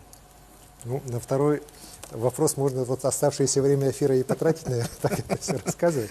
Вот. Ну, давайте постараюсь. По заявкам, вот на кто может попасть в эту программу, ну, здесь надо в мэрию обращаться. Евгений Николаевич говорил, что он будет проводить на конкурсной основе. Здесь главное, еще раз говорю, соучастие жителей самих, желание самих жителей участвовать в этом проекте, ну и возможность управляющих компаний, так, которые вот теми или иными домами управляют. Они у нас, в принципе, все более-менее устойчивые уже большинство, так, ну и поэтому здесь как раз вот через мэрию города, через свои управы надо эти вопросы ставить. И еще раз говорю, там, где жители больше будут хотеть этот ремонт, больше будут участвовать, они те, я так понимаю, и получат. Так. Но конкурс проводит не республика, конкурс это все-таки мэрия сама проводит. Так. Что касается благоустройства города. К сожалению, за последние несколько лет по вопросам благоустройства город откатился назад. Я вот честно скажу, я вчера вывел людей на совещание на субботник, так, ну, городские, мэрские, которые работали еще в мое время, они говорят, что что-то они чувствовали такое, но не могли поверить, что все-таки глава с ними так поступит, там в туфельках, в галстуках прямо совещание повезет на субботник. Ну, у меня в мэрии был такой опыт, так, я один раз их всех вывез.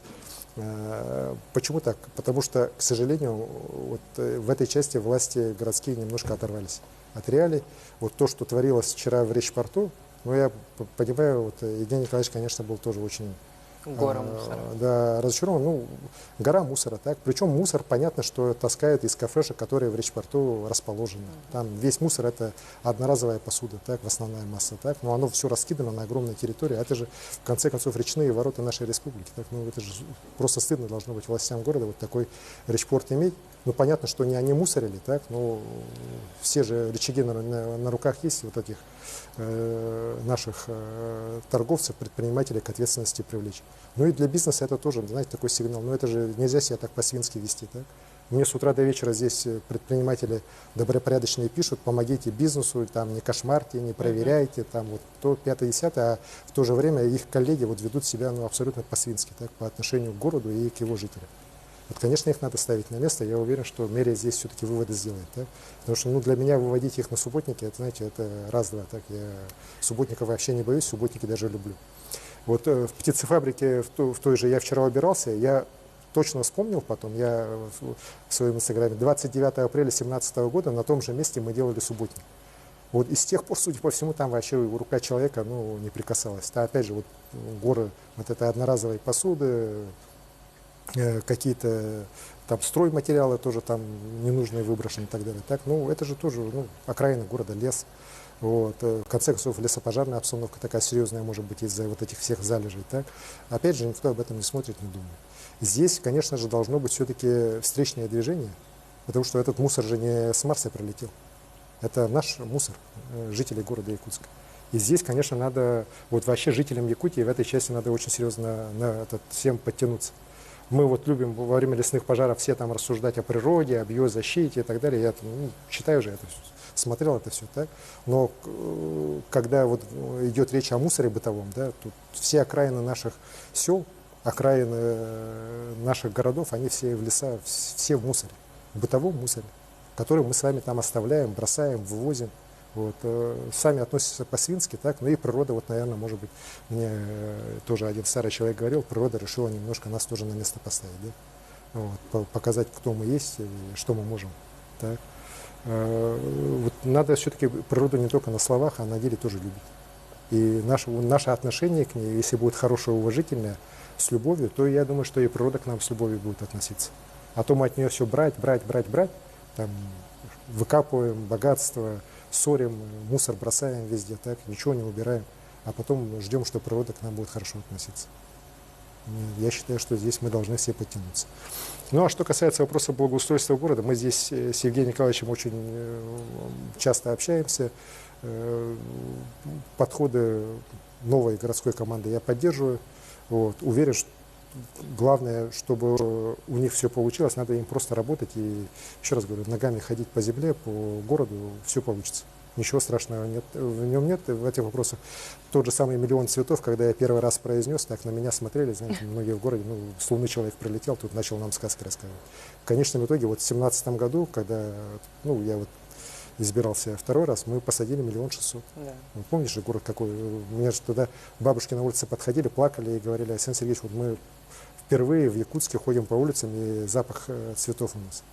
Вот, к сожалению, это в силу там разных субъективных причин последние годы не делалось, но в следующем юбилейном году мы, я уверен, в Якутске 1 000 000 точно посадим цветов. Александр Сергеевич, летом из-за пожаров, а больше из-за засухи селяне не успели заготовить необходимый запас кормов. Как будет восполнена потребность сени и других кормов? Безусловно, лето этого года было очень суровым. Вот, знаете, вот это не просто слова, когда мы говорим, что это было самое засушливое и самое жаркое лето за всю историю метеонаблюдений. Вот в июне месяце, когда вот как раз трава набирает силу, когда она максимально растет, у нас средняя норма осадков 40 миллиметров в республике Саха-Якутия.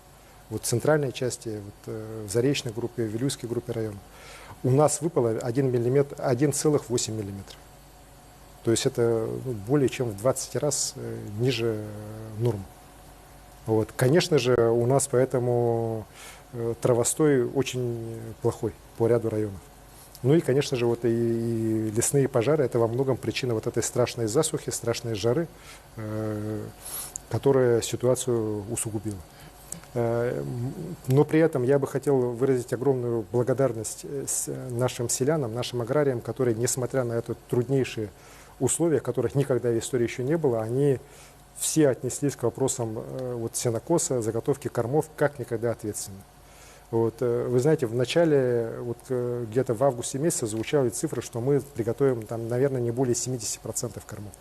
Потом говорили, ну, может быть, 75%. Сегодня я хочу сказать, что у нас заготовлено 82% в целом по республике. Это выше, чем мы ожидали. Это неплохие показатели на самом деле, да, потому что ну, с 85% теоретически у нас республика даже могла зимовку выйти. Но при этом мы понимаем, что по ряду районов, например, вот по Салданскому, Тампонскому, ну, планы, к сожалению, выполнены очень плохо именно из-за отсутствия травостоя полного. Вот. Этим районам мы будем помогать. Вообще мы всем селянам будем помогать, в том числе и по внутренним перевозкам. Здесь мы решения соответствующие уже приняли внутри республики, потому что, вот еще раз говорю, у нас некоторые районы, несмотря на эту засуху, смогли выполнить план и на 100%, и близко к 100%. У них есть запасы сена, чтобы другим районам продавать. Ну и, конечно же, мы уже приняли решение о том, что сено будет закупаться в том числе из других регионов нашей страны, Забайкалье, Амурская область, Магадан. Там, к сожалению, конечно, есть проблемы, связанные с тем, что в этих районах у нас есть карантинные меры, связанные там с заболеваниями свиней и так далее, но в установленном порядке, с соблюдением всех мер, тоже будет организован вывоз сена для наших селян из тех регионов. В целом хочу сказать, что я уверен, что мы с задачей зимовки скота справимся, тем более есть все-таки обнадеживающие цифры, по которым мы видим, что у нас количество дойного стада растет, люди все-таки заинтересованы в том, чтобы сохранить и крупный рогатый скот, и лошадей, и, конечно, мы сделаем все, чтобы им помочь. Арсений Сергеевич, ну, у нас есть звонок из Сунтарского района. Здравствуйте, говорите, мы вас слушаем, вы в прямом эфире.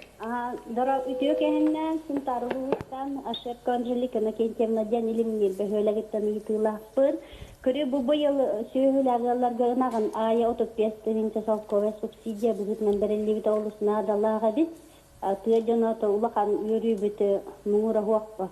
Оғынан баран бейг ұлы ситер ұлбақ олары бұд, бұқатшы түргенлік бұхарылар болар ден күрдігілер бейін мақтал.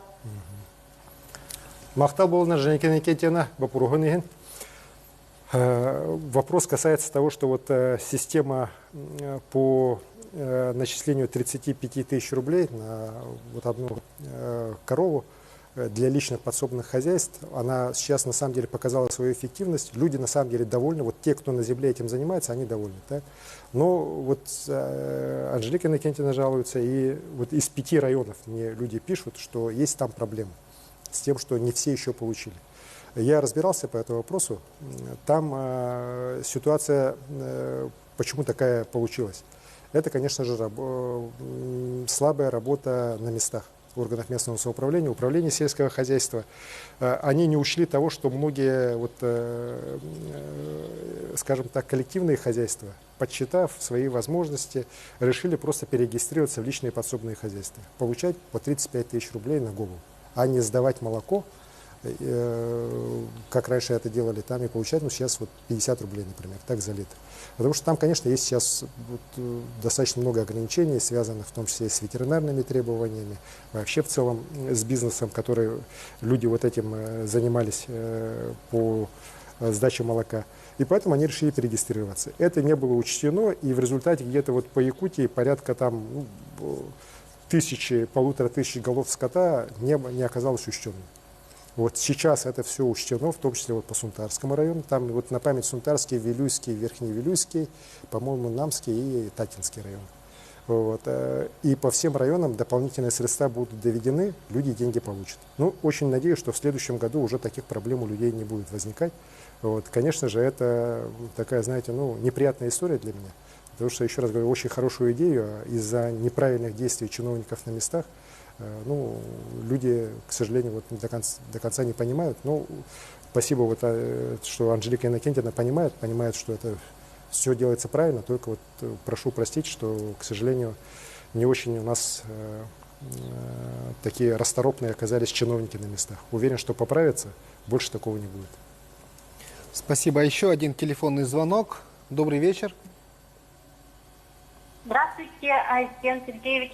Это говорит из Устьянского района, жительница поселка Депутатский, Горохова Надежда. Мы смотрим прямую линию и рады возможности задать вам свои вопросы. И нам бы очень хотелось узнать об обеспечении арктических районов свежими продуктами питания, особенно овощами и фруктами по доступной цене. В августе по селам нашего района малой авиации были доставлены свежие овощи. Это была разовая акция или так и далее будет доставляться продукты по Арктике? Спасибо. Арсений Сергеевич, у нас как раз есть на эту тему видеосюжет. Давайте сначала посмотрим, а потом уже ответим. Свежие продукты питания круглый год. Совсем скоро северяне забудут про просроченные консервы и испорченные овощи. Уже завершается реконструкция торгово-логистических центров в Белой горе, Абыйского и Усть-Куйге Устьянского районов. Эти центры позволят увеличить объемы завоза и обеспечат качественные условия хранения завозимых продуктов. Они будут оснащены торговыми залами, комнатами для персонала, теплым складом, хранилищем для картофеля и холодильными камерами. Эти важные объекты обеспечат снабжение Индигирской и Янской группы районов. Помимо этого, впервые за много лет на севере восстанавливают авиаплощадки. Продумана новая логистическая схема доставки грузов. Если по прежней стоимость перевозки продуктов обходилась в 610 рублей за килограмм, то по новой схеме, а это собственный водный транспорт и стыковка на самолете Ан-2, стоимость доставки понижается до 168 рублей.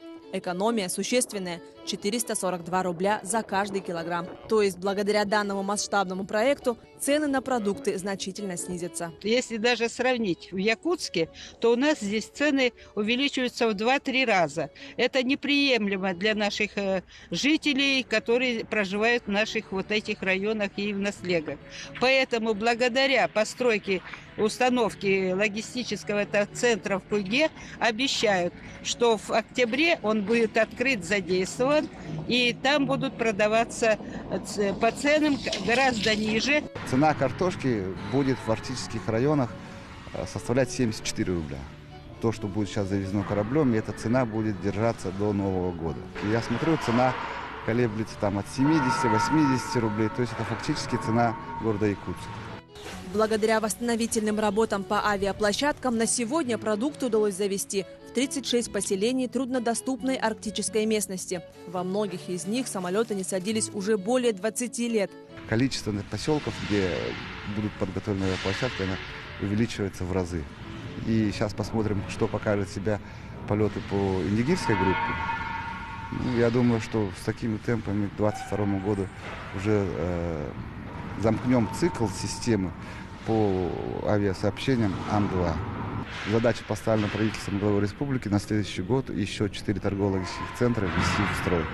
Навигационная часть схемы полностью налажена. Дополнительно приобретено водное судно, построен новый склад и отремонтированы старые хранилища. Уже определены поставщики местной продукции. Также заключен долгосрочный контракт на поставку фруктов, специй, овощей и сухофруктов с Республики Узбекистан. Официальное открытие торгово-логистических центров в поселках Белая гора и Усть-Куйга назначено в первой половине октября текущего года.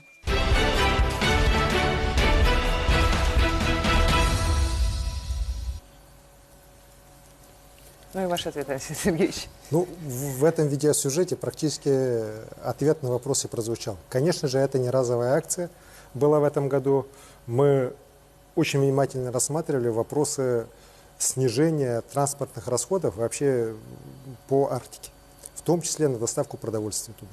Наша главная задача, которую я поставил перед председателем правительства Андреем Владимировичем Тарасенко и вот Николаем Алексеевым, Якутапторг, заключалась в том, чтобы как раз снизить вот эту транспортную составляющую, чтобы люди могли покупать продукты питания, в первую очередь овощи, фрукты, дешевле, чем они делают это сегодня. Вот. И могли бы там овощи, фрукты тоже храниться. Благодаря работе Министерства Арктики была разработана вот такая концепция создания торгово-логистических центров. Причем эти торгово-логистические центры будут созданы во всех, без исключения, арктических районах нашей республики, во всех 13. Началось это все со Скалаха. Вот. Сейчас мы видим, что вот уже Белая гора, Усть-Куйга, в дальнейшем уже будем идти, и еще раз говорю, до 2024 года все районы должны быть арктически закрыты в этом вопросе. Плюс к созданию торгово-логистических центров мы, конечно же, вот прибавляем работу авиации. На самом деле, из многих малых поселков мне вот информация приходит, что люди впервые там после развала Советского Союза получили через авиасообщения вот такие вот овощи, фрукты. Так, на Ан-2 их завозили. Здесь, конечно, начала работать и малая авиация, это тоже очень хорошо, в том числе это частные компании, авиакомпании. Вот в результате этой работы, вот сейчас вы услышали, что стоимость транспортная снижена, вот, грубо говоря, с 600 до 200 рублей на килограмм груза. Да, это огромная экономия для нас. Вот. И, безусловно, эту работу будем продолжать, в том числе будем увеличивать количество авиаплощадок, будем также смотреть вопросы завоза более эффективного овощей и фруктов, например, из Узбекистана. Вот пробные партии в этом году поступили, эффект очень хороший. Вот. Мы уверены, что вот такое сотрудничество с странами СНГ у нас тоже должно налаживаться, чтобы мы все-таки выходили уже напрямую на производителей и закупались там, так? А не втридорога закупали через перекупщиков. Вот я считаю, что в вопросах особенности государственных поставок, в вопросах поставок для системы образования, вот социальной системы, мы должны в этой части тоже работу серьезную сделать. Конечно, не скажу, что это все у нас сразу вот появится, да, но вот положительный опыт Якутавторга этого года, он показывает, что мы на правильном пути. Поэтому будем идти в этом направлении и обязательно результата добьемся. Спасибо. Давайте примем еще один телефонный звонок. Добрый вечер, вы в эфире. Алло, добрый вечер, Арсений Сергеевич. Добрый вечер. Наталья, из Нижнеколымского района. Вы у нас гостили в 2019 году. Детки очень хорошо вас помнят и постоянно смотрят прямые эфиры. Сын Николай уже ученик 2 класса Черской школы. Хочет задать у вас вопрос. Да, здравствуйте, Арсений Сергеевич. Поздравляю с Днем Государственности Республики. Меня зовут Кемли Коля. Я живу в Черском. Когда вы еще приедете к нам в гости в Черский? Когда приедете? Да, спасибо за вопрос, спасибо за поздравления. Всегда с удовольствием бываю в Нижнеколымском Улусе. На самом деле это территория, где живут мужественные люди в очень суровых условиях. Но вы свой край любите, гордитесь им. У главы Валерия Синтюкова тоже очень много планов по развитию района. Уверен, что они у него получатся. Ну и, конечно же, как появится возможность, с удовольствием к вам приеду. Ждите в гости. Спасибо. Арсений Сергеевич, сейчас идет формирование бюджета на следующий год. Ситуация непростая. Ковид отразился на экономике. Очень большие средства направляются на борьбу с коронавирусом, на социальную поддержку. Остается надежда на главную компанию Якутии, на Алросе. Но мировой алмазный бизнес тоже переживает не лучшие времена. Как вы думаете, не снизит ли Алроса свою социальную потребность в республике? Вы знаете, я наоборот считаю, что благодаря именно компании «Алроса» и ее хорошей работе в 2021 году мы, как акционеры республика и Улус алмазной провинции, в этом году получаем очень хорошие дополнительные доходы. Именно благодаря этим доходам мы сейчас как раз не секвестируем бюджет, как в прошлом году, да, а мы сейчас увеличиваем свои доходы, увеличиваем доходную часть Улуса алмазной провинции и Республика Саха-Якутия. Именно за счет того, что компания в этом году выплачивает очень большие, хорошие, достойные дивиденды. Это доказательство того, что в прошлом году, в год небывалого кризиса, мы все-таки с руководством компании приняли абсолютно правильное решение. Мы, несмотря на все сложности, минимально сократили производство алмазов. Мы добились того, чтобы все-таки цены на алмазы овальные не упали, хотя многие предлагали, чтобы цены на алмазы были очень быстро снижены на с большим дисконтом, чтобы продавали. Мы на это не согласились. Вот мы пережили вот этот период, особенно был тяжелым второй, третий квартал прошлого года, когда алмазы практически не продавались в мире. Вот. Ну и начиная с четвертого квартала прошлого года уже спрос появился. В этом году спрос очень хороший. Цены растут. Вот. Алроса практически все свои запасы прошлогодние, которые накопились, не были проданы, уже продала. Вот. И мы, конечно же, считаем, что 2021 год будет, наверное, самым удачным за последние десятилетия. И еще раз говорю, мы с новым руководством компании Сергеем Сергеевичем Ивановым выстроили очень правильную, на мой взгляд, политику, когда мы, как акционеры, заинтересованы в том, чтобы была максимальная прибыль.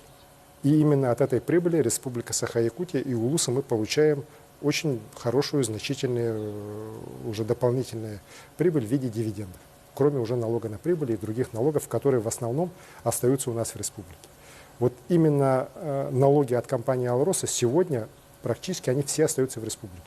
Тот же налог на добычу полезных ископаемых, который от нефти и газа 100% идет в бюджет Российской Федерации по федеральному закону, он как раз по алмазам 100% поступает в бюджет нашего субъекта.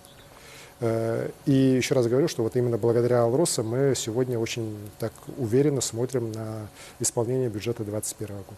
Вместе с тем, конечно же, мы заинтересованы в том, чтобы компания свою социальную политику на территории, где она производит алмазы, никоим образом не ухудшала, а наоборот даже улучшала. И я очень рад, что эти наши предложения приняты. И в этом году компания «Алроса» уже приняла ряд таких новых решений, которые направлены на усиление ее социальной ответственности именно на территориях, где она работает. То есть, в первую очередь, Милинский, Ленский районы. Так, например, принято решение, что в Милинском районе, например, компания будет платить проезд в отпуск не только своим работникам, компания «Алроса» и своих дочерних обществ там раз в 2 года, да, она будет также раз в 2 года оплачивать работникам здравоохранения и образования Милинского района проезд в отпуск. Я вообще не знаю таких примеров в других российских регионах, где какая-либо компания на себя такие социальные нагрузки брала. Принято решение, что с 1 января все школьники Милинского района будут обеспечиваться бесплатным горячим питанием. Вот. У нас по стране с 1 по 4 класс, да? А вот благодаря компании «Алроса» в Милинском с 1 по 11 класс все школьники будут питаться. Уже сейчас принято решение, что, например, школьники, опять же, всего Милинского района, спортивные, культурные учреждения, которые принадлежат компании «Алроса», а это большинство таких как раз учреждений, на дополнительные занятия, кружки и секции будут ходить по абонементу 100 рублей в месяц. А в Милинском районе, например, вот секция хоккея, я помню, раньше мне тоже жители, не то что жаловались, говорили просто, 1200 рублей было. Сейчас дети уже начинают ходить за 100 рублей. Вот это вот пример того, что все-таки компания, еще раз говорю, она не только не снижает свою социальную ответственность на территории своей действия, а наоборот даже усиливает. И это очень правильно, и мы как акционеры, конечно же, на наблюдательном совете будем голосовать за поддержку этих предложений компании «Алроса». И я рад, что и председатель наблюдательного совета компании «Алроса», министр финансов Российской Федерации Антон Германович Силуанов вот эти предложения от руководства компании тоже принял и согласен с тем, чтобы мы это провели. С 2022 года уже вот большинство этих уже, эти все решения уже были воплощены, уже финансировались «Алросой» в полном объеме. Александр Сергеевич, спасибо за ответ. К следующему переходим вопросу. Не первый год уже говорится об обеспечении населения чистой питьевой водой, в том числе жителей Вилюйской группы районов. Когда все-таки жители забудут об этой проблеме? Безусловно, вот особенности после той аварии, которая у нас была в 2018 году, связанная с загрязнением реки Вилюй в результате прорыва дамбы на реке Ирелях и попаданием грязной воды в систему реки Вилюй, мы тогда договорились с компанией, что будет принята 5-летняя программа по обеспечению чистой водой населения Вилюйской зоны. 2 миллиарда рублей стоимость общей этой программы, она вся финансируется, по всем населенным пунктам работа проводится. Там очень большой перечень, начиная от закупки специализированной техники водовозной, заканчивая уже реконструкцией водоочистных станций, установкой этих станций модульных, в том числе поиском воды. По всем направлениям работа очень четко по графику идет. Я уверен, что по 2024 год вся работа по обеспечению чистой питьевой водой населенных пунктов вдоль реки Вилюй и ее притоков, она будет полностью завершена. Арсений Сергеевич, в Якутске завершается строительство республиканского кардиодиспансера. Его открытие станет важным событием года здоровья. У нас есть сюжет строительства новых объектов здравоохранения. Предлагаю посмотреть. Сварка, монтаж электроснабжения и вентиляции. На финишной прямой строительство одного из самых ожидаемых объектов здравоохранения республики – кардиологического центра. В настоящее время все 8 этажей построены. Стройготовность составляет почти 76%. Работы ведутся согласно графику производства работ. На объекте работает около 180 человек.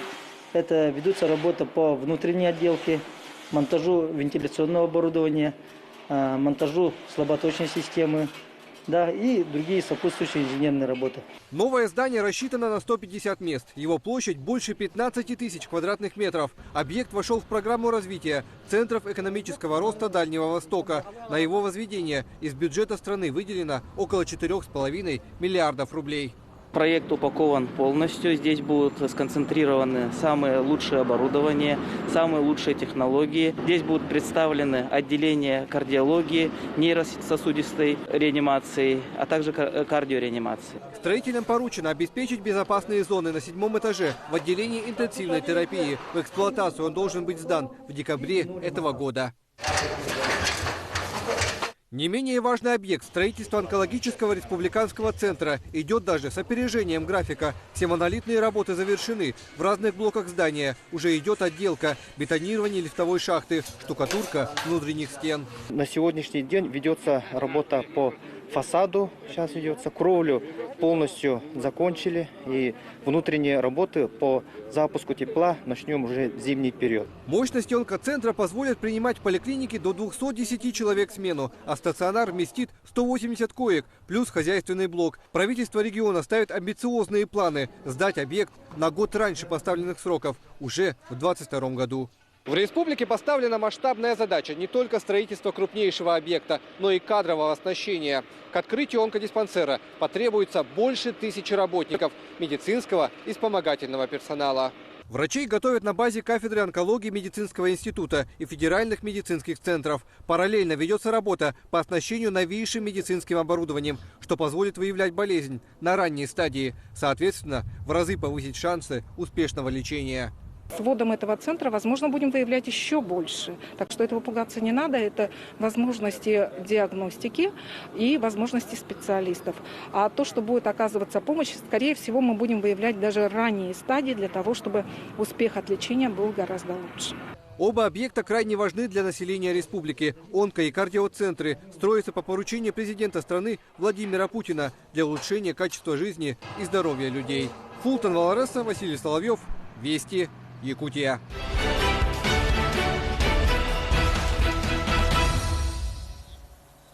Спасибо коллегам за интересный сюжет. Арсений Сергеевич, к нам дозвонилась школьница из Мирнинского улуса, ученица 8 класса Вероника Саенко. Вероника, Здравствуйте, у вас уважаемый слушаем. Арсений Сергеевич. Пользуясь случаем, хочу поздравить всех с Днем государственности Республики Саха-Якутия и с открытием масштабного проекта «Точка роста». Я Саенко Вероника, юный корреспондент школы номер 24 города Удачный. Вы недавно приезжали к нам, и мы брали у вас интервью для школьных новостей. Позвольте задать вам один вопрос. Для студенческой и работающей молодежи проходят такие форумы, как Селигер, Таврида и другие, а для школьников таких проектов нет. Уважаемый Арсений Сергеевич, просим вас рассмотреть вопрос о создании подобных форумов у нас в Якутии для школьников. Спасибо. Спасибо, Вероника. Я вспомнил твой голос. Я помню то интервью, которое ты у меня в Удачном брала. И честно скажу, что многие журналисты, наверное, тебе позавидовали бы, так? Твоей напористости и твоим таким очень непростым вопросам. По форуму школьников я сразу отвечу, что я полностью поддерживаю, чтобы у нас такие мероприятия проводились. У нас очень талантливая, очень, знаете, в хорошем смысле продвинутые школьники. Мы одни из лидеров в стране по системе работы с одаренными детьми. И вот у нас сейчас строится на основе государственно-частного партнерства детский лагерь отдыха «Полярная звезда» под Якутском, вот, который будет работать круглогодично, где будут отдыхать в течение года тысячи детей со всей республики. И как раз в рамках работы этого детского лагеря я руководству предложу Министерства образования, чтобы был рассмотрен вопрос, чтобы постоянно такой действующий форум у нас проходил. Хорошая идея, спасибо. Ну и успехов вам в учебе, в вашей деятельности как юного корреспондента. Спасибо. Спасибо. Еще один телефонный звонок. Чурапчинский улус, село Туракёль.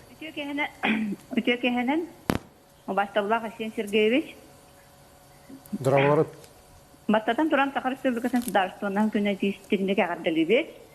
Мен Бандырбан Евгения Сергеевна дейін әлбақы оғылақ ие сұрапчы ұлығын қаяқтың әлегіттен әрен сейді. Бұл бігін әлекке бұйылғаттан өрсілға ұрасана оңысты бұд, осқола сапқы тұтылға ғаджар. Соғыл ғанда тердон местелер, оны пақа бігі көрдіқтіне көнде тақсан графизын барсын тұтуған бітәрен ехер құрдықтар. Она Асен Сергеевич Клонову правительство летаря мактабут моросо. Она бигиха хамай долготар вопрос пут. Бу эхил биге осколабот балаган ин басты күнүгөр битен үлага кирехтер. Она булагана хамай долгербот ыйтарбыттен. Бу осколабот тутулута туакта мехи көрсүбетагане эхил балаган ин басты күнүгөр. Онна бу саха государственный деятель Иртемен бастыкы председателя Афанасий Петрович Ларионов атын сөгеринен кини юбилейи агугон сыллах юбилейигар осколабыт хаңа осколабыт ана арылы дуоде нехилек жана бар долгер бапургун ыйтыкын багырыбыз мактал.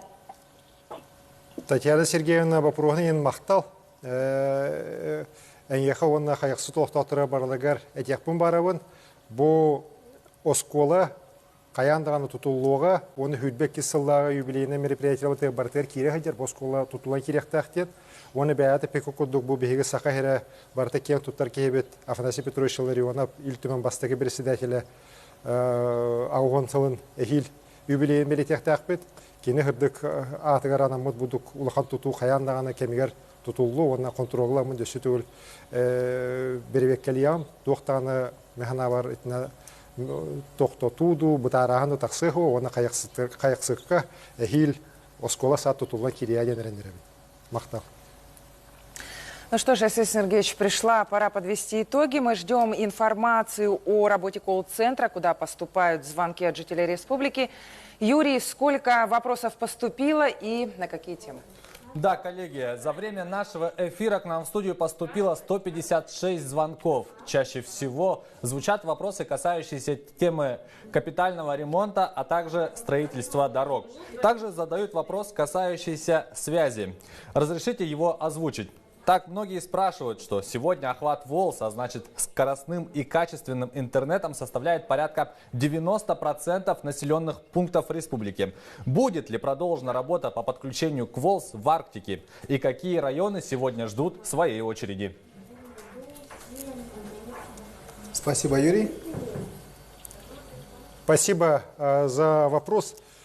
Несмотря на все трудности, республика является одним из лидеров нашей страны в вопросах как раз развития интернета.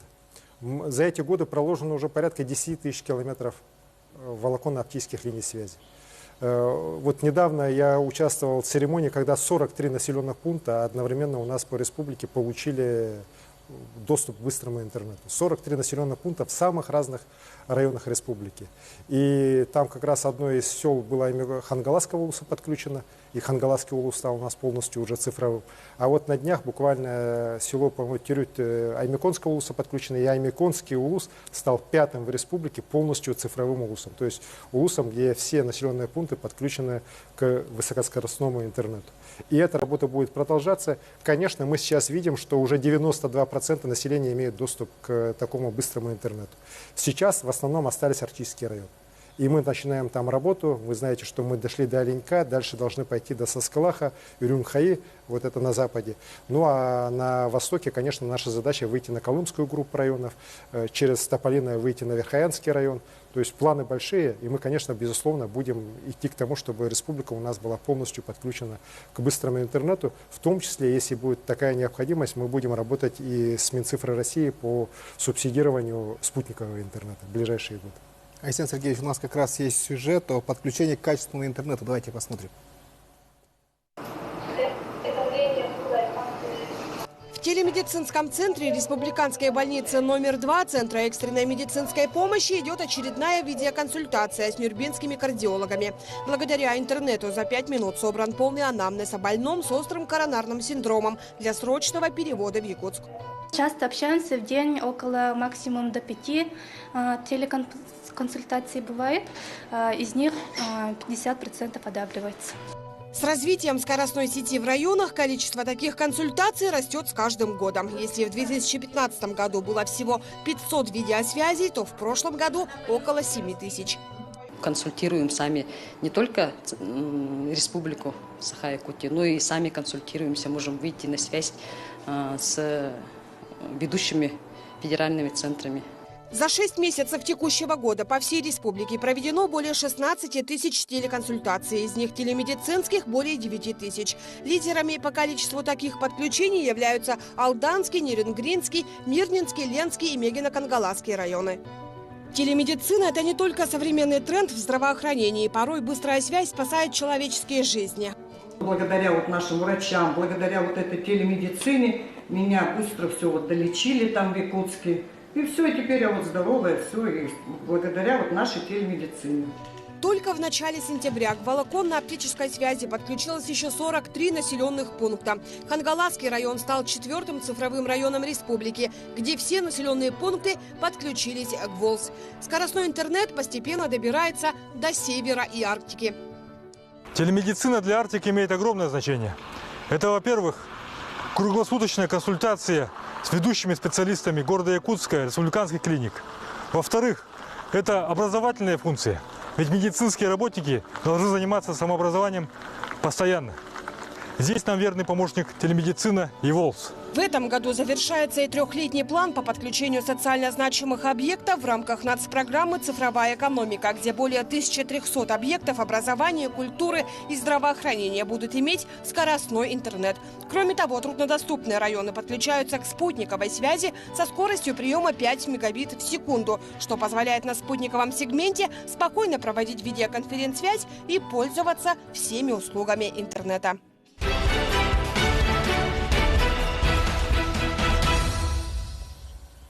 Спасибо большое коллегам за интересные сюжеты. Айсен Сергеевич, пришло время подводить итоги.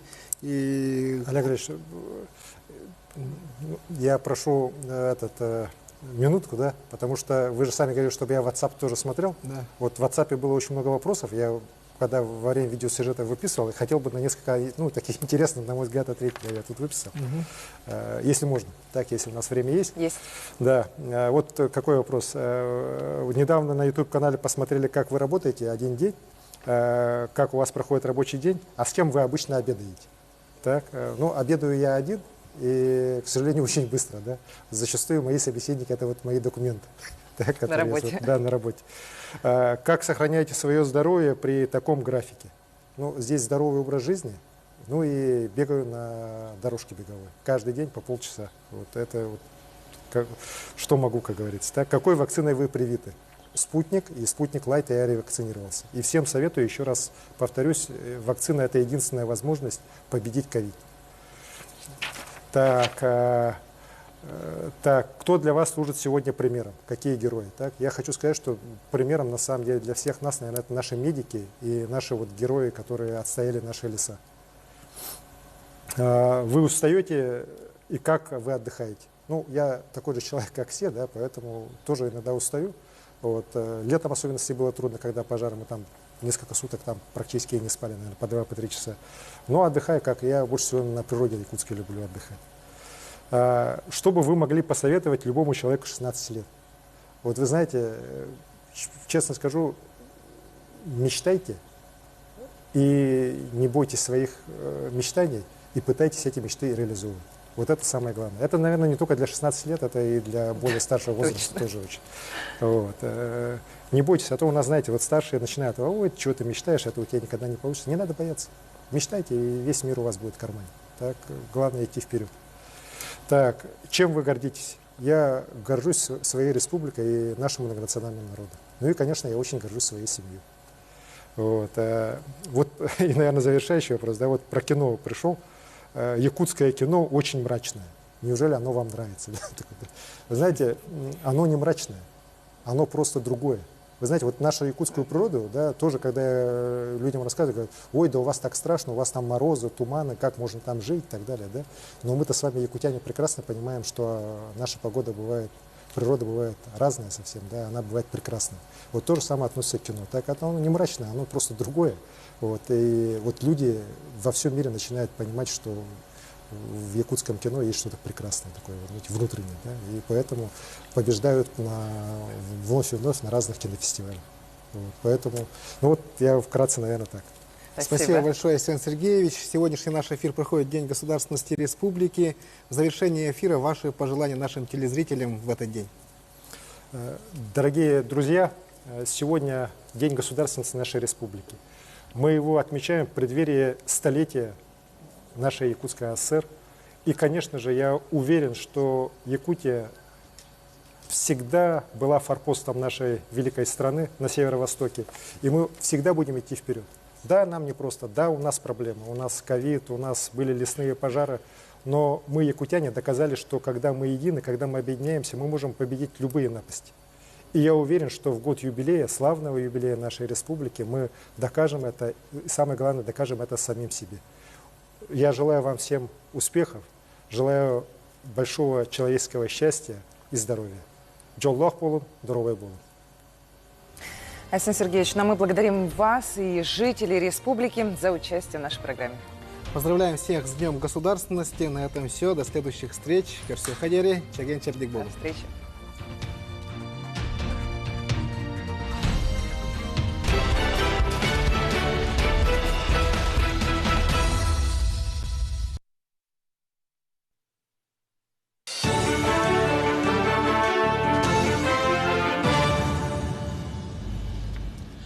Якутия-24 продолжает работу в прямом эфире. Это программа «Итоги дня», в студии Влад Давыдов. Смотрите в программе.